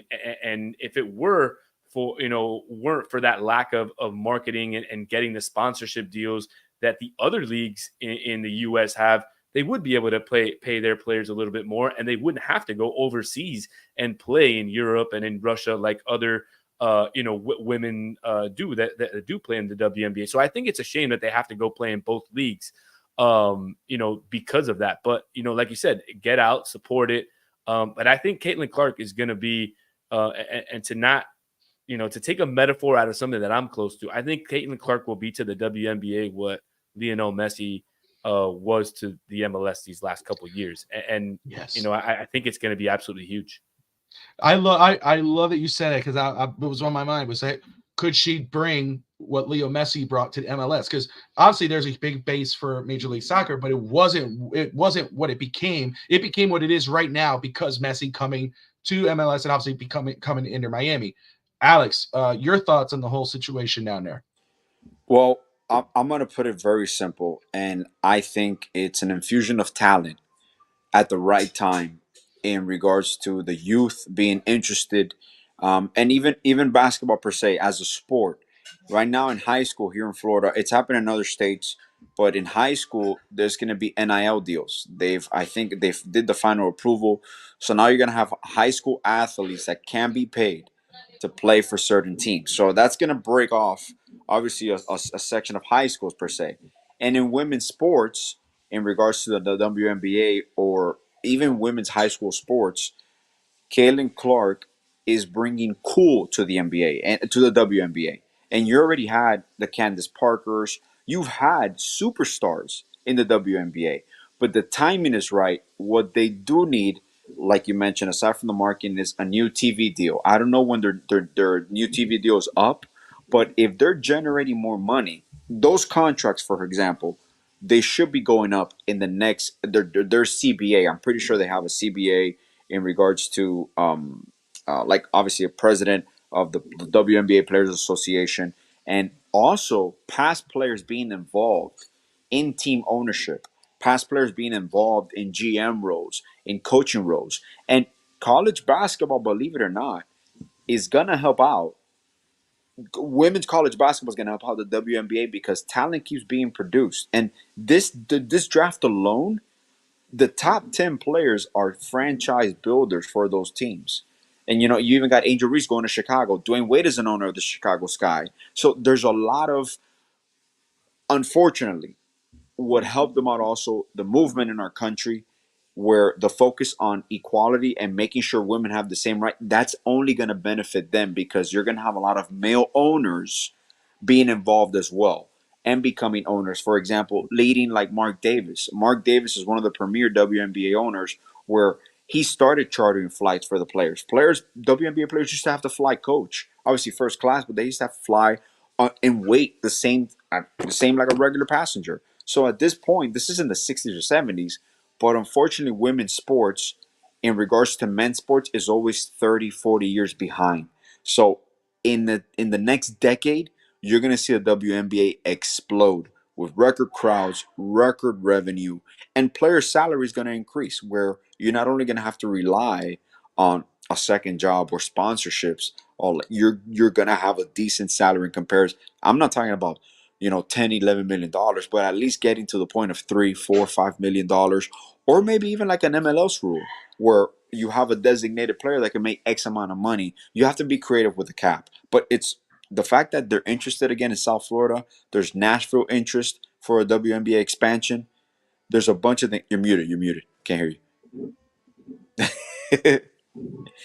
I do that in case they're yelling back there if they start screaming. No, I just said I love that. I was very excited when I saw that. I think that would be huge for not just the cities, but also because you do have the Kasaya Center, you have where the Miami Heat play, you have Bridgestone here. I know I saw some other cities, but if you really want to expand the fan base, if you really want to get people fired up and start branching out, you got to do that. I know people are like, oh, let's worry about the salary first. You want to help build their salaries? You got to branch out. It's more the same games. thing like this. Yeah, absolutely. More games, more expansion. Even the Soul. We made the playoffs, but we folded like in 3 years when we had the Miami Soul, and they were owned by Arisons. So, and we played at the American Airlines Arena at that time. Ron Rosting was our first coach. That's right, and we had Ruth Briley was our yes, man. Our number one player coming out of Notre Debbie Dame. Black, Sherry Sam. We had a squad. We did. And then they became the Connecticut Sun, right? The roster became the Connecticut Sun? I think so. Yeah, I think so. But it was fun. The thing is that I think Alex, you hit it on the head. It needs to be cool again. WNBA wasn't cool. Yes. The NBA was before Steph Curry wasn't cool, and now the young kids are seeing everybody shooting from three. I mean, Alex, you can say you coach high school, you coach basketball. I'm sure you go play at LA Fitness, you go to the parks. Before, and I want to say like in the 90s, early 2000s, people were driving to the hole, setting pick and rolls, maybe throwing the ball down to the big guy. But now you go play pickleball and everybody's fighting to shoot threes. It's crazy. But But it's the truth. And even in high school, I'm sure you gotta tell your players, like, guys, run the plays. Like, it's not always about shooting the three. The thing that sucks is the development part, because everybody wants to shoot from three. So you have a bunch of players that think they can shoot, but they don't realize that Steph worked on his mechanic for years to be able to shoot from that range. But it makes it attractive. It makes it sexy to play. It makes it cool. So yeah, I get you 100%. But what a difference she has made, and just right there doing now, because she's not the only very great player. You brought up the other one who are going into the WNBA right now. But look at that. We're talking about the WNBA right now, and I don't want to make it Caitlin Clark. I don't want to make it sexist, so I want people to understand clearly what I'm about to say. Here we go. No, but this is true. Not only is it super cool because women have always followed this, but players like that have gotten the male attention for the WNBA, for women's sport. And that's also great support, because if you go to NBA games, you have men and women. Obviously, a lot of women go because they're fans, and a lot of women go just because they're with their husbands or with their kids or whatnot. But these girls, you can argue, numbers speak for themselves. Women's college basketball, the championship game was viewed more than the males' championship game. So that's attracting audiences. So now you're going to start seeing where Caitlin Clark goes. Well, the top 10, I think all her games are sold out. Or I'd rather go watch the Fever than go watch the Jazz. I'll put it that way. It's true, I'm man. Real with you. It's the truth. And they're going to be entertaining. And when the salaries go up, the quality of coaching goes up, because a lot of those jobs are still a stepping stone job. Now you're going to watch it might not happen, but when Dawn Staley, if she ever leaves South Carolina and she becomes a head coach in the WNBA, that's another huge step too. You're getting marquee names to coach basketball in the WNBA. So it's just, there's no way for it. With Adam Silver's help and with the NBA's backing, there's no way that they're going to fail. And if they continue to expand, have more games, more game rights, live rights, obviously, if Amazon gets involved, this is something where some of these Jeff Bezos get involved and bid a billionaire contract. That brings revenue up. That brings team salary up. So merchandise, everything. Yeah, just an FYI, their media rights expire in October 2025, and they're currently making $60 million annually from those media rights. So look at that, bro. $60 million annually as a league. That's nothing. Oh my God, that's gonna. That's got to at least go up. At least 10 times, no? At least 10 times. It's got to be $500 million. $500 million. See, all I'm hearing is I'm gonna have to start it. We're gonna have to start a WNBA show. Caitlin Clark is gonna be, like you just mentioned right now. Caitlin Clark alone is gonna be the reason all those franchises' values go up, and owners want that. You want to have a bidding war for those games because your league is gonna expand. Your league is gonna improve in quality. So for sure, it's gonna be at least $500 million.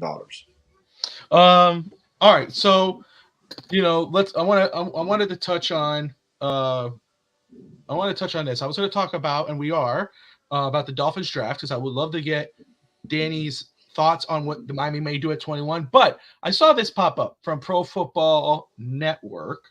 They do all the time. They do a redraft, and people do redrafts, and I forgot which one it was. Okay, it's okay. I actually uploaded it. I want you guys to take a look at this. This was a redraft of the year Tua was drafted. Again, I wanted to avoid it, but it's like The Godfather 3. When they pull you out, they bring you right back into this damn discussion. So let's keep it short and sweet. All right, but I wanted to look at this, and Daniel, I'll let you react first. Get your thoughts on this, and then Alex, and then we'll move on. Pull this up. Bam. Okay. Can you guys see that okay? Yeah. Yes, I can. Okay, so I'll run it through. Number 1, Joe Burrow to Cincinnati. That stays the same. The Commanders, they take Justin Herbert with the 2nd pick. The Detroit Lions take Justin Jefferson. The New York Giants take CeeDee Lamb. This was the shocker. The Dolphins, instead of taking Tua, take Jalen Hurts. And then here's another one. You would think the Los Angeles Chargers take Jordan Love. The Panthers take Tua Tagovailoa. Let's see, 8, it goes to Tristan Wirfs, offensive tackle, to Arizona. Brandon Ayuk goes to Jacksonville. Andrew Thomas goes to the Cleveland Browns. Alex, your face made a noticeable change. Where Danny's just looking at it just like me. we're just kind of going through. But you're like, all right, away, you made that face. You know, you can't see my face because I'm hiding right now, but it's a squirmy face. Why? Well, what? Okay, I get obviously Joe Burrow is going to be number one. I get the Justin Jefferson one. I could even who did Washington pick? Who did they actually pick that year? It's the 2020 draft. Let me pull that up. That's a Look great that up for me because one, yeah. to me was the fact of New York not taking a quarterback. That's the number one. Did they draft Daniel Jones already? They picked Chase Young, defensive end out of Ohio State. Oh, there you Chase go. Young. Okay, we picked Chase Young. Yeah, for sure. He drops out of the top 10. The Commanders took Chase Young. So I could see Justin Herbert would make sense at that pick. Yeah, that makes sense. Who did the Giants pick? They got Andrew Thomas, who would have dropped to 10. Would have dropped to 10. So that makes sense. The Lions with Justin Jefferson. The corner, for sure. Jeff Okudah, who fell off the face of the earth. Oh, my God. So Justin Jefferson's like the biggest, for anybody, really. You know, you got to go, damn, I could have had Justin freaking Jefferson. That's the thing, man. And honestly, for me, well. the only thing I would have made different, obviously, if I don't go Tua, I would have taken Jordan Love instead of Jalen Hurts. I mean, I love Jordan Love coming out. So I was okay with Jordan Love or Tua. But well, even if you didn't, I mean, let's say, you know, even if you didn't love Tua, I mean, I guess Jordan Love, you can make an argument. I mean, we've seen one season of him. Yeah. You know, let's just be real. We've seen one season where we've seen multiple seasons of Tua. And if you go to redraft with the way this draft went, you know, it's like you see what Tua can do and you know what he is right now compared to Jalen Hurts, who, again, talented, no doubt, you know, right with Tua in regards of possible league MVP at one point. I don't know if I would change it. If the draft fell this way, I don't know. I would say, I would take Jalen Hurts or Jordan Love over Tua at this point. Daniel, what is your thoughts? I'm not much of a Tua fan, so I would be okay with the Dolphins having picked Jalen Hurts now, knowing you know what Jalen Hurts has meant to the Eagles and how he's played there. I think if you would have surrounded Jalen with the same weapons that you surrounded Tua, I feel like the Dolphins would have been a little bit more dangerous. That's just my opinion. But I've just always been, I don't want to say a Tua hater, but I've just always been down on Tua since day one. I don't think the Dolphins should have drafted him because he was hurt coming out of college. And I thought that was a big red flag for me. So I thought they should have gone Justin Herbert over Tua in the original draft. But looking at this redraft, I'd be okay with Hurts now, knowing the outcome of how the last few seasons have gone. So, and again, full disclosure, I've always said that. I mean, just from when the draft was before we drafted, I was never on the tank for Tua train, even though I know what the talent was coming out because of the injuries. And again, I was more, you know, obviously Joe Burrow was not going to fall, but I was the Justin Herbert over Tua. But again, credit to Tua for what he's been able to do in his career. He remained healthy last year. He did at one point was an MVP. I'm not Tua non. I'm not a Tua stan. But you know, support and all that, give the flowers. But there are a lot of things that he should work on. But no doubt too with Jalen Hurts, what he would offer someone, I would say, because everybody goes, you say Jalen Hurts over Tua. Someone like Jalen Hurts, the athleticism, the skill set, what he could do. We got Sorry to interrupt you, Rob. We might have a little update with Jimmy. What they fear is an MCL injury, so they got to do MRI. So if it's an MCL sprain, that you're looking at a few weeks. So this is where, look, once again, I'm just sorry to interrupt, and I'm just going to throw this out there. This is one of those situations where, remember what I told you in the season sometimes that the Heat play free without Jimmy at times because they got nothing to lose. This could be one of those situations where if Jimmy's out there, he's kind of hurting them really, and Jimmy realizes that. But we have to see the severity of this, you know, because this is something that could be coming back in the second round if we make it past the Celtics and we even make it to the playoffs. Well, that would be if the Heat beat Chicago or Atlanta, and they were able to go against Boston. Yeah, that would be a huge test and a proving ground for a Tyler Hero and a Bam Adebayo to show that you could take this team. You could lead this team. And Hyman. Yep. Well, Yeah. and the one thing I do like about that, and Alex, you might be able to echo me here, but one thing I saw when Jimmy was out during the season and Jaime started is when the Heat were playing and they had Jaime and Nicola starting together, they got out on the break They push every single time. And I love that. And you know, the one thing that I've seen Spoelstra do for the last 15 years since he's been basically a coach, and you know, I'll stand up and show you guys, but if you see him on the sidelines, he always goes, come on. Push the pace. Push the pace. I feel like they don't do that. But when Jovic and Jaquez are in there, they do that. And I love that about that. It opens up the floor a little bit more. It gives us more fast break opportunities. So look, if Jimmy is out, again, I don't rule out the Heat in any series. Never. I still think the Heat could still beat the Celtics. Just as, you know, just like Jimmy got hurt on a random game, Tatum could get hurt, Jaylen Brown could get hurt, anybody could get hurt. So anything can happen in the playoffs. The most important thing is winning on Friday. What sucks is how he got hurt. I'm still absolutely. If you see the replay and you see it slow down, Bob, I don't know if you saw the play or not. I haven't not yet. The guy picks up his knee as Jimmy's going up. So it wasn't a continuation play. Like it wasn't just like, oh, it just happened. Like I kind of stumbled into you. It was kind of like an excessive move that led to that. That's the part that bothers you. That's getting more frequent though in the NBA. It's kind of it's becoming a epidemic. But I'm going to use a famous word for Alex. Every time I think of this, but this keeps ringing in my head when I'm hearing this. You know, with Jimmy. But what he could do, because again, this is a proof. Because if you go in this round or in this, especially next game, and you put up 30 some odd points, Tyler Hero, and you still come up short, or if you come up and you wet the bed and you get, that's going to be a thing of going, okay, we need to figure something out to move this team forward. Or you go against the Celtics. How much of a fight did you put up with just your core guys? But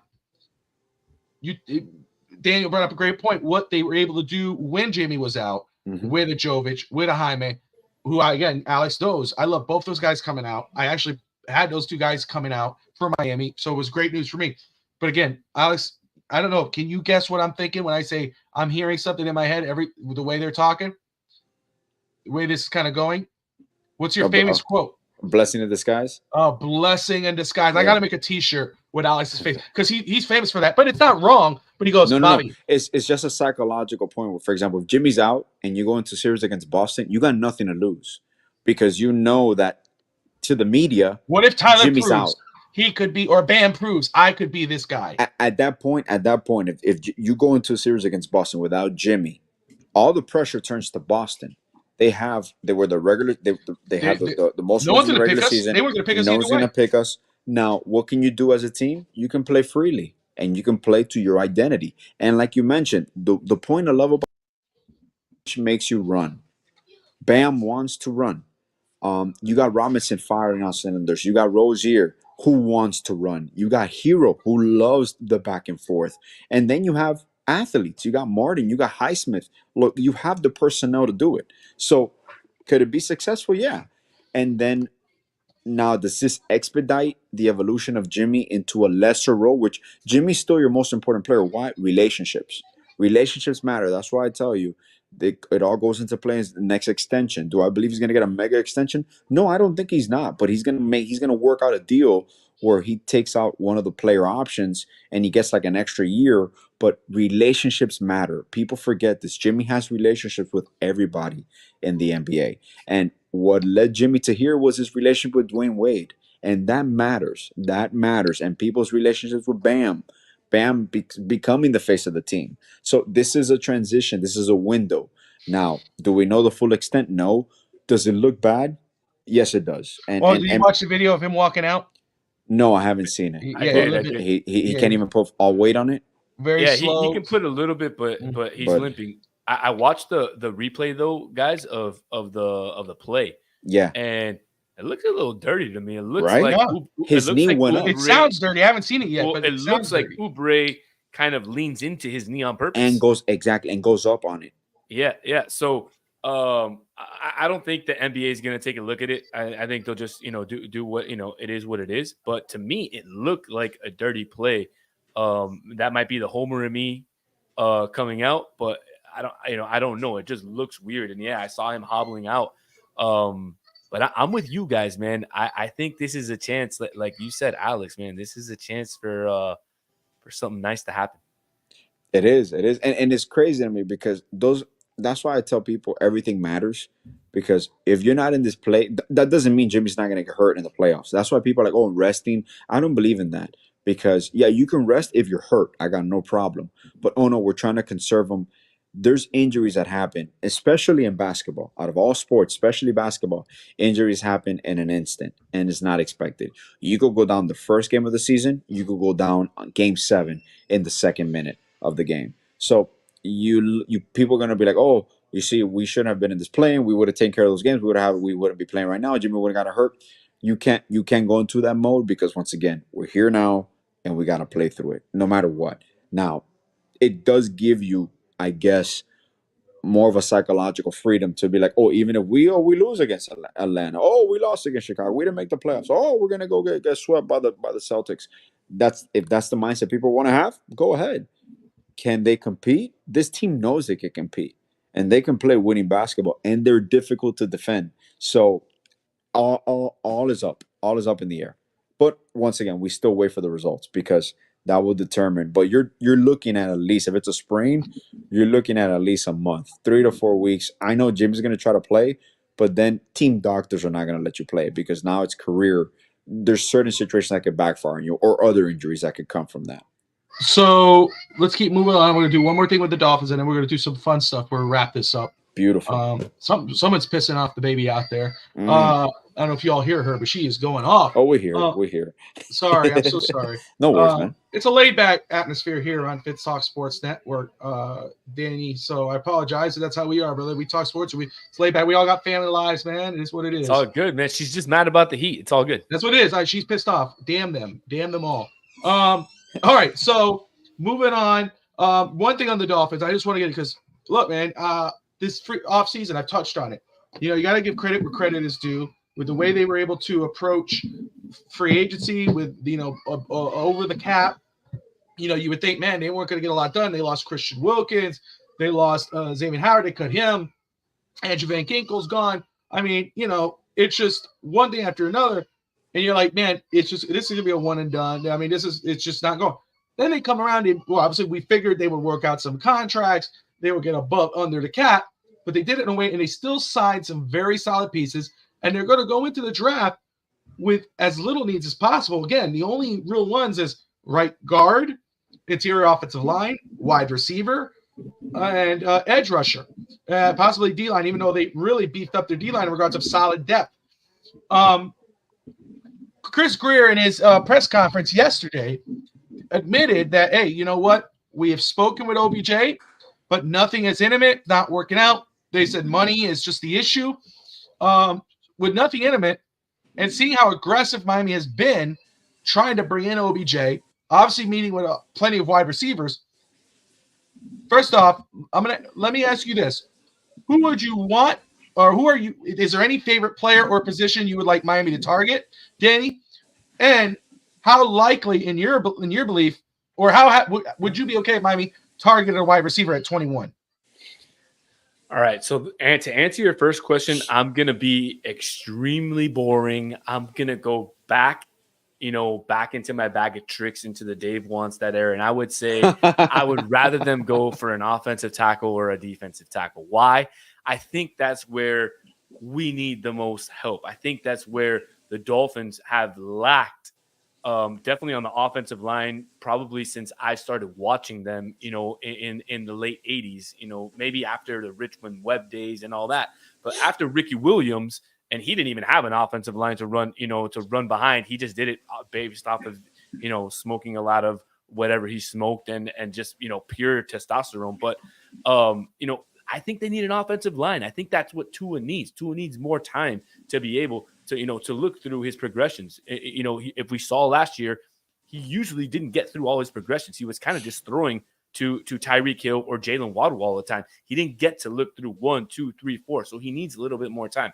So I'd be okay with an offensive tackle or at least something in free agency. And then you nailed it on the head in terms of the defensive tackle area. I mean, we lost some important players there. You named Christian Wilkins. I thought he was going to be one that they were going to be able to re-sign somehow. I thought he was probably going to be the biggest one that the Dolphins needed to re-sign this offseason, and they didn't get it done. So would I be upset if they went, D-tackle with that pick? No. But again, I'm always gonna, reach into my bag of tricks here and say always go offensive tackle. I'll never forget when we picked I forget what his name was, but at number 3 out of Michigan, we picked an offensive tackle. Jeff Long. That's right.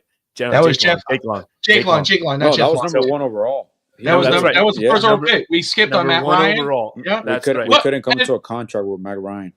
My thing was, I'm all about that. I'm with you. I'm about building the trenches, offensive, defensive line, and working your way back and moving. That's the way I see it. And again, the players I like, obviously, Jackson Powers Johnson. I had recently in my mock that I released on the clock.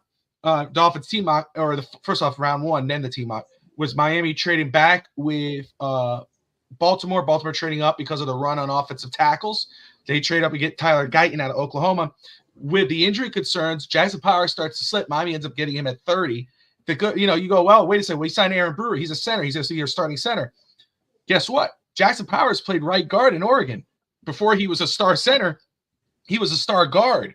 You plug him at Robert Hunt's spot. You got Aaron Brewer for 1 season. You got to move him over to center next year. You put someone else for right guard later on.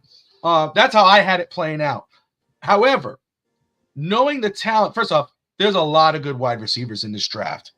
And if you're not getting one at 21, and if Brian Thomas is there from LSU, I could see it happening. I could see them going, damn, that's a pretty damn good guy. We can't pass that up. But there's going to be a damn good one at 55, whomever it may be. The guy I like, if not Brian Thomas, the other one is out of Georgia, is Ladd McConkey. That's a receiver I would really like that I think would fit perfect with this offense. He's 6'1". He's not overly tall enough, but he got the hands. He's got the juice. He would be great. But again, 55, you get a good one. You think of Luke McCaffrey in the mid rounds. If you could trade down and get a couple spots, you get Luke McCaffrey. His brother. And I'm not talking about Christian. Yeah, exactly. I'm not talking about Christian. I'm talking about the guy on the Dolphins. We have an offensive assistant, which is his brother. So all the dots are there. It could happen. So do I think Miami will go after a receiver, especially if they don't get OBJ? Absolutely. Don't sleep on 21. But I think edge rusher, offensive guard, interior offensive line is very likely. Again, I don't sleep at edge rusher, whether it's Chop Robinson or Latu or any of those guys who was available. And my favorite guy, and Willie knows this, even though it pains me because he went to FSU as defensive lineman, is Braden Fisk. Love that dude. That's who I like. That, dude. And I don't know if it's because as a UM fan, you watch the ACC, so you tend to watch more guys in the ACC, and we're kind of used to it. But that's the person who I like, and I wouldn't be upset at all if they chose him. I would jump up, dude. For our college draft, for our draft show, which we do a draft show every Monday. We've done it. This is our 3rd year or whatever. It's our 2nd year that we're really into it. We watch film. We pay monthly to get film tape, and we got former scouts and all that whatnot, and current scouts. And anyway, so we watch it. It's the same way of watching the game a little differently. There are guys like Johnny Newton, Tavondre Sweat. There's a lot of names being thrown out there. People are like, "This is the guy," and I put it on there expecting that, and I kind of go, Like I'm watching Tavondre Sweat. My eyes lock onto Byron Murphy. I put on the Jared Verse tape, and my eyes locked to Braden Fisk. Not that Jared Verse ain't great. That dude's a stud. But Braden Fisk. So I put on the Braden Fisk one, and I was like, I'm sold. He was my first one that I put in the first round grade. Even though people have him in the 4th and 3rd round, that's BS. That dude is a first round type player. So I would love that. I don't know if it happens, but if it did, I'm going to be jumping up and down on draft night. You guys ready for some fun, do some fun stuff before we wrap this up? Yes, sir. Let's do it. All right. Well, first off, I want to do something a little different. And I'm gonna have Alex help me with this week to week. I put silly stories, news stories. I want to see I wanted to start touching base. You know, I put Hialeah news, and they're talking about killings and carjacking. I'm not going to talk about that, you know. But so I put silly news. You know, I said, let me look up some silly ass news. Let me ask you this before I go into this story. I'm going to open it up. I haven't read it yet. I'm going to read the headline. But how long would you be able to hold if you had to go pee? How long would you be able to hold it on an airplane that's stopped on the runway? They say you got to wait. We're like in a this many hour layover. How long could you sit there knowing you have to go? Holy shit, man. The fact that we're not moving and knowing that I got to go, I mean, something's got to give. I don't know why this happened. Do we have Wi-Fi? And are we flying Spirit where I can't watch like a video on my phone? Or are we flying American Airlines? Because if we're flying American Airlines or Delta and I have the Wi-Fi and I can watch a movie on my phone, I could probably distract myself for a little bit. But if we're flying Spirit, like, yo, I'm fighting to get to the bathroom. Like, let's be real. Cap says just give me. But let me tell you why. Airplane passenger, I'm reading the headline now, fined in Sydney, Australia for urinating in a cup. He couldn't hold it, and he peed in a cup during a delay in deplaning. He couldn't get off the airplane after landing at Sydney Airport. I'm going to read the story and find out what the hell happened. That's because I'm good at distracting myself or holding it enough until what sucks is when you finally get to a bathroom, whether it's a public restroom or your own, you're going, oh shit, come on. Because now your brain's saying, you're here. Like, don't do it, you know? But it's like, I can do pretty good holding it. That's how I know I'm not older yet. I'm able to hold my urine. The passenger, this is from AP. A passenger has been fined for urinating in a cup during a delay in deplaning after landing at Sydney Airport. The incident, after a 3-hour New Zealand flight from Auckland, occurred last December, and a Sydney court fined the 53-year-old man $600 Australian, $395, for the offensive behavior in February. I hope he was with family. At least I hope his wife was there. It's not some random dude. And he's like, hey, hold on. Just whips it out. The incident only came to public attention on Friday when New Zealand news website Stuff reported that a passenger in the same row, identified only as Halav, said she had reported the behavior to the aircrew. He was next to a female passenger. Amen. She and her 15-year-old daughter were sitting in the aisle in middle seats when the man in the window seat, whose name has not been released, was urinating in a cup. Oh, and he was sitting window. Yeah, Holly said the plane had been on the tarmac for about 20 minutes waiting for a terminal gate to be allocated when she heard the unmistakable sound of the passenger urinating in a cup. Unmistakable sound. He had 20 minutes before they landed to go pee. What was he doing? That's my thing. I mean, this is like, dude, you couldn't get up and go take a freaking piss? Airplane management, guy. What the hell? I pee can before you like, get on the flight, pee during the flight. As soon as that little ding goes off and they go, we're about to start descending. If I'm sitting window, I'm like, excuse me, I'm gonna go pee. Let me go use the restroom. Let me go. Yeah, good. But $600 Australian dollars. They were $395. That's still steep for us. For a piss? He had the drips. Yeah, the $395 piss. Yeah, he's like, it better be worth it, motherfucker. At that point, I'm doing sounds. I'm doing everything. I'm like, The question is, did he drip any off of the cup? Did any fall out of the cup? Now I'm curious. Where is this cup? Would he would have gotten fined if he would have just wet himself? That's wow. Well, that's actually a great question. We got to find now. You got to find out and talk about it on the next episode. Right? I'll tune in. That's right. Tune in to find out. But what did that piss smell like, bro? Did he had asparagus on the flight? Like, can you imagine that shit? You're like, oh boy. I don't know, but if I had my 15-year-old daughter, I'm probably fighting that guy. Oh, for sure. For sure. I better hope I heard the sound and not seeing the instrument, dude, because I would have gone. My daughter, whoop some ass. Well, yeah. What do you want me to say? A clock. I saw the clock.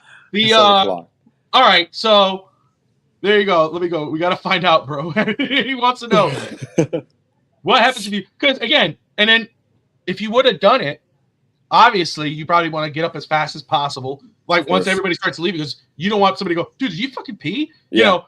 So you go grab a jacket, tie it to yourself. Go, man, I just want to hold your carry-on right over and walk out as fast as you can. You go to the bathroom, just get me the hell out of here, bro. Go to the nearest shop, buy yourself a pair of shorts, and run the fuck out. Anyway, man, that would have been a nightmare scenario. But I agree. I think that he was an idiot. I got the answer for you right here. We don't got to wait. So I got the answer from the FAA. So if you pee in your seat, it carries a maximum term of 20 years in prison and a possible fine of $250,000. Damn! What? For peeing? Yeah, for peeing on your seat, bro. That kind of reminds me like when we were in school and the teachers wouldn't give you a hall pass to go pee. Oh, I just walked. That was inhumane, bro. Tati and I just talked about that because we were talking about our son, and I was, and we were talking about her as a kid, and she was saying how she used to argue with the teacher, and if she was watching, I'm sure if she is, she's gonna comment. I know it.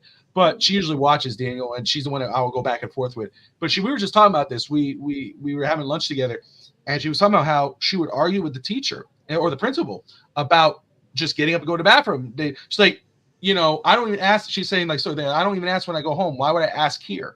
And if you tell me no, then who are you to tell me no? And it's true. It's kind of like a damn. Yeah, I understand. Hey, can I get a hall pass? Yeah, here it is. And all that. And like, hey, everybody that needs to go use the bathroom, before, use it go now after. because we can't let you go out during testing. That's understandable. But there was teachers that they thought you were gonna do just be eating shit, but you legit had to go to the bathroom. And there were some classes that we had bathrooms inside the classroom, and obviously some people didn't want to go into the inner bathroom, or they were just being used. And I'm like, bro, I've always figured that. I'm like, and you would tell them, you had some people like straight up like, well, okay, you're not gonna let me go. I'm gonna pee myself, and like they just straight up pissed themselves. And I'm like, holy shit. And I'm talking about getting better. You guys have bathrooms inside your classrooms in Hialeah? No, Hialeah, no. In Doral, I went to Doral Academy. Well, Bobby went to Doral Academy too. And when we first started there was like it used to be a hospital, so every room had its own bathroom. That's interesting. Yeah, that's interesting. I mean, Hialeah, we had our own bathrooms in our elementary schools, like in there. Oh, okay. When I went to Devon Elementary, but when I went to like high school, I went to Archbishop Carroll. Like, nah, you got to go to the hall bathroom. You got to go to the hall bathroom. Yeah, that was Miami Springs and Hialeah Elementary was the same way. It was a hall bathroom. It was a little hall bathroom. So I didn't want to talk about this, but I'm going to get to the questions because I don't know if you guys see what's going on in Saudi Arabia, the massive rainstorms. And I just at first I wasn't caring about it. But do you heard why they think there's a major rainstorm down there? No, I didn't hear why. Cloud seeding. Have you ever heard of cloud seeding? Yeah, because of the droughts. Like there's no rain over there. So they create an atmospheric cloud. Yeah, they create a cloud. Dude, I never knew that. And I'm like, so it backfired on their ass. It backfired like there's no drought anymore. It's like artificial intelligence. You create a cloud, it's gonna rain, bro. Damn, dude. Cloud seeding. All right. So just very quick, Bulls versus Hawks. 121-100 right now. 6 minutes and 51 seconds. Yeah, 121 to 100. All right. There's three. Let's see. Let's try to do 3 games. Okay. I'm gonna ask this one, Daniel. So these ones are just random ass questions, brother. We have a lot of fun. Sometimes these opens other up discussions. So very first one though, what are 3 scents that you like? Oof. When you smell it, I love it. Oh, that's nice. Yeah, I love the scent of like burning wood, like of parrillada or an asado. I love it. Okay. I love the scent. I love the scent of a pipe, like somebody smoking a pipe. I don't know why, but I love that scent. And call me weird, but I love the scent. You go into you drive up to a gas station, you open your door, and it just smells like gas everywhere. Just call me weird, man, but that just smells good. It's like I don't know if it's like a Miami thing, but you're on the way to work, you open the door, and it's like I'm in Miami. That's awesome. That is awesome, man. First off, nothing's weird on this show. We talk about everything. Nothing. We reveal things that are weird. That's how we are, man. It's just that type of atmosphere. Third nipple type thing. And we talked about this before. Third nipple, on your back, in the middle of your back. Man, a weird sense is what we talked about, but I think coffee for sure is one of my favorites. That's amazing. gasoline's there. Gasoline is one of those things, one of those weird things that you do. You just like, you smell gas. It's like, you get a kick. Let me go with a damn. Words, and I would say, I remember I said AC, right? But I would say too, you talked about a pipe. I think a cigar. I love a smell of a good cigar. And I'm not much of a smoker. I don't smoke. But if I'm with Alex we have, we don't see each other a lot. If we're away from the families or whatever, we'll grab a cigar and we'll have a cigar. I love the smell of a good cigar. Alex? I'm definitely coffee in the morning, like a bakery type mix with a coffee. Walking in the morning, I love the smell of a fresh morning, like a cool, fresh morning where it's not Like humid. that. So I like like you could be in the mountain, or and you kind of hear like the sound of maybe even the ocean, but like a nice morning smell. And also, I love the smell when you just shower and you still smell like that body wash that you Yeah. have, and you're like, it smells good. Like that fresh smell. It's always fresh, kind of like Brute like a cologne. lavender brute Uh, cologne. Okay, my stepfather that's has true. brute cologne. I remember that. That thing is strong. Pizza. Oh, sorry, Alex. I'm sorry. Pizza. Pizza. You can't go wrong with that. Let's see Oh, here. glazed honey buns. That's actually not bad. Oh, Glazed honey buns. Oof. cinnamon rolls. Yeah, Oh My man. grandma. cinnamon Hey, rolls I'm gonna say this from right now. Knott's Berry. Oof. Go to my grandmother's house. When you open that, when you drive it there, you drive there. Right when you pull up in front of that house, and even at night when you go outside, I love going out of her house at night. The smell of the ocean. I love the Yes. smell of the Yeah. ocean. I love the breeze and that feel. So right, first of all, that's my grandmother watching from Facebook. I love you, Grandma. Hope you're feeling well. But yeah, the smell of and her cooking. Love the smell of her cooking for sure. Oh, of Sausage course. bread You can't for go wrong with life. her. Gotta say that. She's not forcing me. I'm not gonna get in trouble. I'm just letting y'all know, but it's just true. All right. So let's see here. Let's see. I want to ask something that's. Oh, this is a good one. Daniel, would you rather stay at home, or go out on a Friday night? Oof, that just depends. It depends if there's an activity or not. For example, if there's like a good concert on a Friday night, or like a good comedian or something like that, or some friends are in town, I'd love to go out and have dinner or do something like that with my wife. But I love being a homebody as well, and having a almost 3-year-old son. It's a little tough to get a babysitter, so there's nothing better than putting the kid to bed, putting on a good Netflix movie or Amazon movie, opening up a nice bottle of wine or a bottle of bourbon, smoking a nice cigar out on my balcony. That's a lovely Friday night for me while I watch something on TV with my wife. So either or, it just depends if there's something to do or not. So if there's an activity that interests me, I'm game to go out. But if not, I'm all for a homebody, a home night as well. Alex?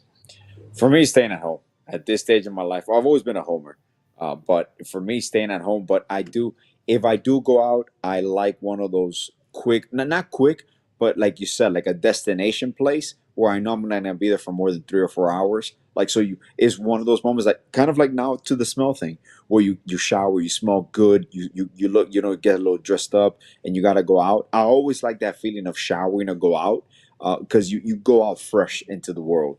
But definitely maybe go to dinner. Maybe maybe we do a lot of walks as a family. Us and our 2 kids, like we go a lot. So like we'll go to like to the Hollywood Beach, or we'll go to like Fort Lauderdale, or we'll go to like downtown Miami and walk a Miracle Mile. Even here in downtown Doral. So we like doing that a lot. Where it's kind of like a stroll. You get an ice cream, you have dinner, and then you go back home. Because honestly, as you get older, and obviously, like you mentioned with kids, you fall in love with home more and more and more. So I know. I'm getting into that rhythm. My Yeah. son usually typically goes to bed between 8 and 9. Oh, But perfect. on Fridays and Saturdays, I'm kind of pushing him to stay out a little later so we can do something like you're saying, go out to Exactly. dinner and take him. I love to go to like Coconut Grove and he plays in the Yes. park, and Yes. then we go have dinner somewhere in the Grove, and And, we get home a little later than usual, but it's okay Friday and Saturday for him to go to bed at 10:30. Exactly. He gets a good meal, a nice Italian meal or something good in his stomach. And he gets to play, and it's a good night. So I'm with you, Alex, man. I love doing those types of family activities. That's awesome. Yeah. In regards of personal, I think Alex knows this. My wife's the same way. We have always been more of a homebody. And if it's going out, you go out a little earlier during the day, if you're going to a movie or something. Friday, I agree. Friday is crazy. It's everybody's out. Everybody got to work. Everybody's trying to do stuff. I don't want to deal with people. I'd rather stay home. My favorite thing to do is go home and hang out with my kids. That's like my number one. I love wrestling with them, laughing with them, joking with them, watching movies, playing games, doing whatever. That's what I love doing. Obviously this, but that's what I love doing. And what I rather be doing now my Friday nights is coaching my son's flag football team. That's what I rather be doing than rather go out and deal with people. And, that's what I'd rather be doing. Let me see here. The next thing, what is the most absurd thing you've been tricked into doing or believing? Wow. All time? That's a great question. I'll let you Anytime. go, Alex, because I gotta think about this. Actually, me too. All right, man. Actually, I got a good one, man. So, sorry, mom and dad. You guys don't know the truth about this, but here it goes. Here it goes. Just one of these. So, I want to say, back when the Heat, in the 2010s, 2011s, when it was a LeBron era, you remember the Heat played the Knicks in a first round series, Correct. one of the years, or a second round series. I don't remember. And being a season ticket holder, you have the opportunity to buy extra tickets. Me being the kind of businessman that I am, I thought, hey, I'm gonna buy some extra tickets and make some money. Well, I couldn't sell the tickets before the game, so I said, hey, I'll sell them outside of the arena. And I guess I wasn't tricked into doing this, but I asked a regular looking dude, like, yo, you looking for tickets? And he's like, yeah. How much you selling them for? I literally told him face value. I didn't even want money. I just wanted my money back. Guy was an undercover cop. He's like, put your hands behind your back. I'm an undercover cop. Come with me. Arrested me, took me to his cop car. Luckily, I was able to go to the game. He took the 2 tickets that I had for sale away, so I couldn't sell them. And I was, I got into the game at halftime, so I missed half the game because I was, he was processing me and all that. But basically, it was like just a right to appear in court and all that. Nothing ended up happening. But yeah, I was basically arrested for trying to sell my tickets for face value, and not even scalping. It was like face scalping. value. Yeah, he wasn't. Yeah, you were just and I wasn't even on arena property. I was I was underneath near the Metro Rail selling them. So I mean, I guess that's like a super absurd or crazy thing that happened to me. But yeah, because of that, I had to go to like a class with like real delinquents that did actual things that were wrong in their life, and I was just trying to get rid of a couple tickets. So. Never again will I do that. That is awesome. So there you go. Cap calls it the confession segment. I love that. Alex, any thoughts? Oh, bro, I still don't know. Tricking into doing, because I'm trying to go through like things that I've done in my life, and when did I get tricked into doing anything? Like, the show with you. What show? This show? Joining the network. Oh, I thought you were saying join. Don't worry, just do it. I'll do it for you. This and that.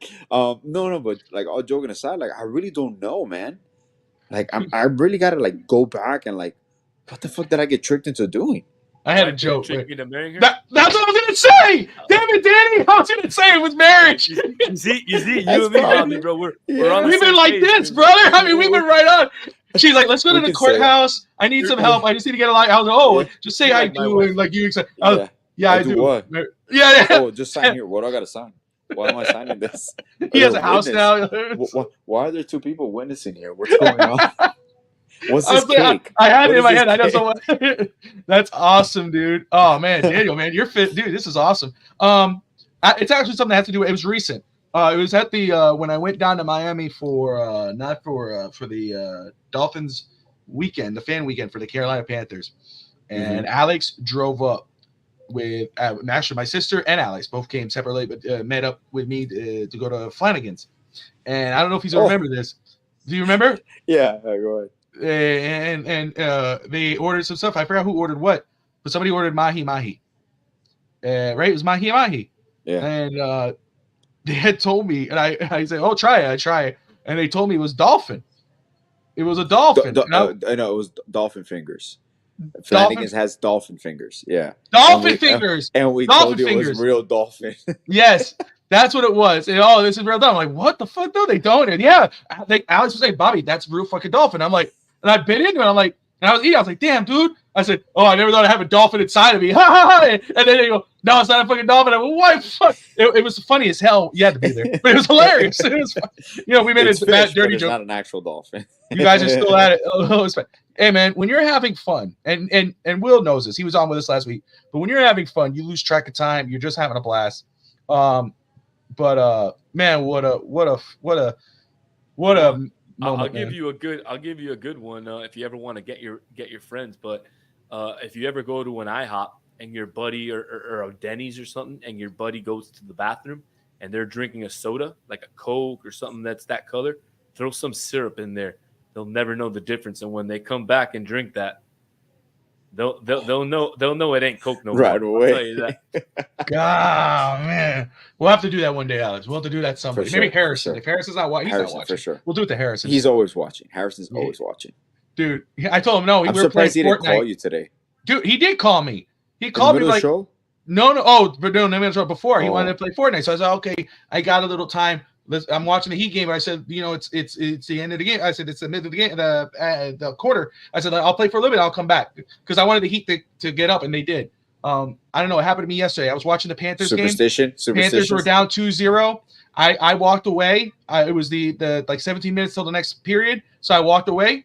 I was talking to Tati, lost track of time. I look back, they scored 5 goals in a row. And I was like, what the fuck? So I did the same thing with the Heat, and then the Heat were leading. Of course, then I watched, and then the Heat lost. So I'm like, effer. So anyway, you're the reason we lost? I'm the reason. I'm the reason. Damn it, Bobby. But anyway, when I told Harrison, and I said, listen, I can only play a couple times because I'm about to do the show, and I want to be able to, I got to watch the game. What show? What show? I go, East Tension Boys. Oh, my God, bro. Oh, Alex, I got to be with Alex. Oh, just tell him F you. My brother is always like that with Alex. Alex and I grew up together, so it's always been that. Alex was the best man, is the godfather of my firstborn. So Harris is just off the cusp with it. But anyway, Daniel, man, first off, before anything, I just want to tell you, thank you for coming on. This is just wrong. Or piss in a cup mixed with, that's fucked. That's just wrong. Oh yeah, bro. that's that is way out there. Don't be this friend. Don't be this friend. But Daniel, first off, before I sat, you were amazing. This was awesome. You were great. I appreciate you coming on, not just obviously for your Heat takes. I mean, that was great, but everything, dude. You fit right in. You and I were like synergy, brother. I'm not gonna lie to you. A lot of shit you were saying, I was like, yes, But man, I hope you had a great time, and I hope this ain't the last time you come on. I'd love to have you back. Yeah, brother. Any final thoughts before we wrap it up? No, man, absolutely. I love to be on, I love the podcast, man. I love to talk about sports, about life, meet people. It's been a pleasure, to be on with you guys, with you, Bobby, and you, Alex. I love, even though, like I said, I'm not an X's and O guys in basketball. I love talking X's and O's. I love talking football, just really sports in general. So, would love to come on in the future. If you guys ever want to talk some soccer, for sure. Or give it a chance or give it a try, or if you haven't done it yet. Let's do an Inter Miami, kind of, a podcast. I did it with Will, last week, and I'd love to just spread football around the community in South Florida, and that's kind of, what I've been trying to do with the Battered Herons, and also I've got my own kind of network called This Is Football. So you can go ahead and follow me. It's called This Is Football. We've done some awesome, collaborations with some great United States soccer players, and so also some ex-legends as well. So go ahead and check that out. And again, you have my personal stuff there at Danny Solana 5. You can find me on all social media there. And again, it's been an absolute pleasure. Love talking everything with you guys, dude. Whenever you want me on, man, just let me know. I'm ready to talk, bro. Whenever you guys want. And I got your number now, so I'll just message you, bro. I'll get a hold of you. You were awesome, man. Alex, thank you so much. Absolutely, dude. Alex, man, any final thoughts?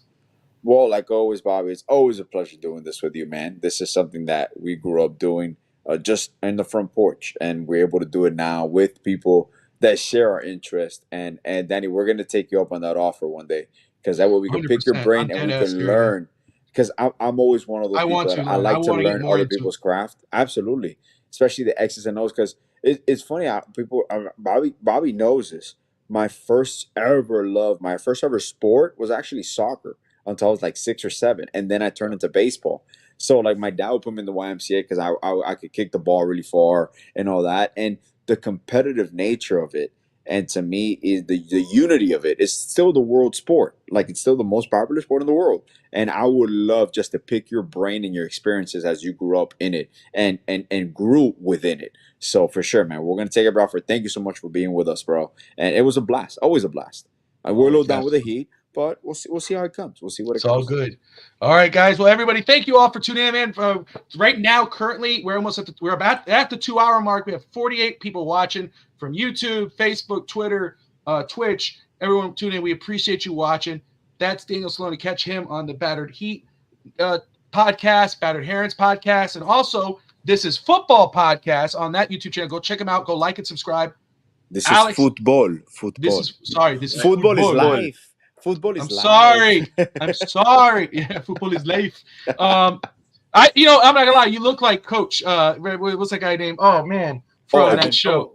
I've been told. Right? I've been told. Yeah. Yeah. That's what I thought originally before you brought up soccer. I was like, dude, you kind of look like. Jason I wonder if it's on purpose. Ted Lasso. Is that Ted?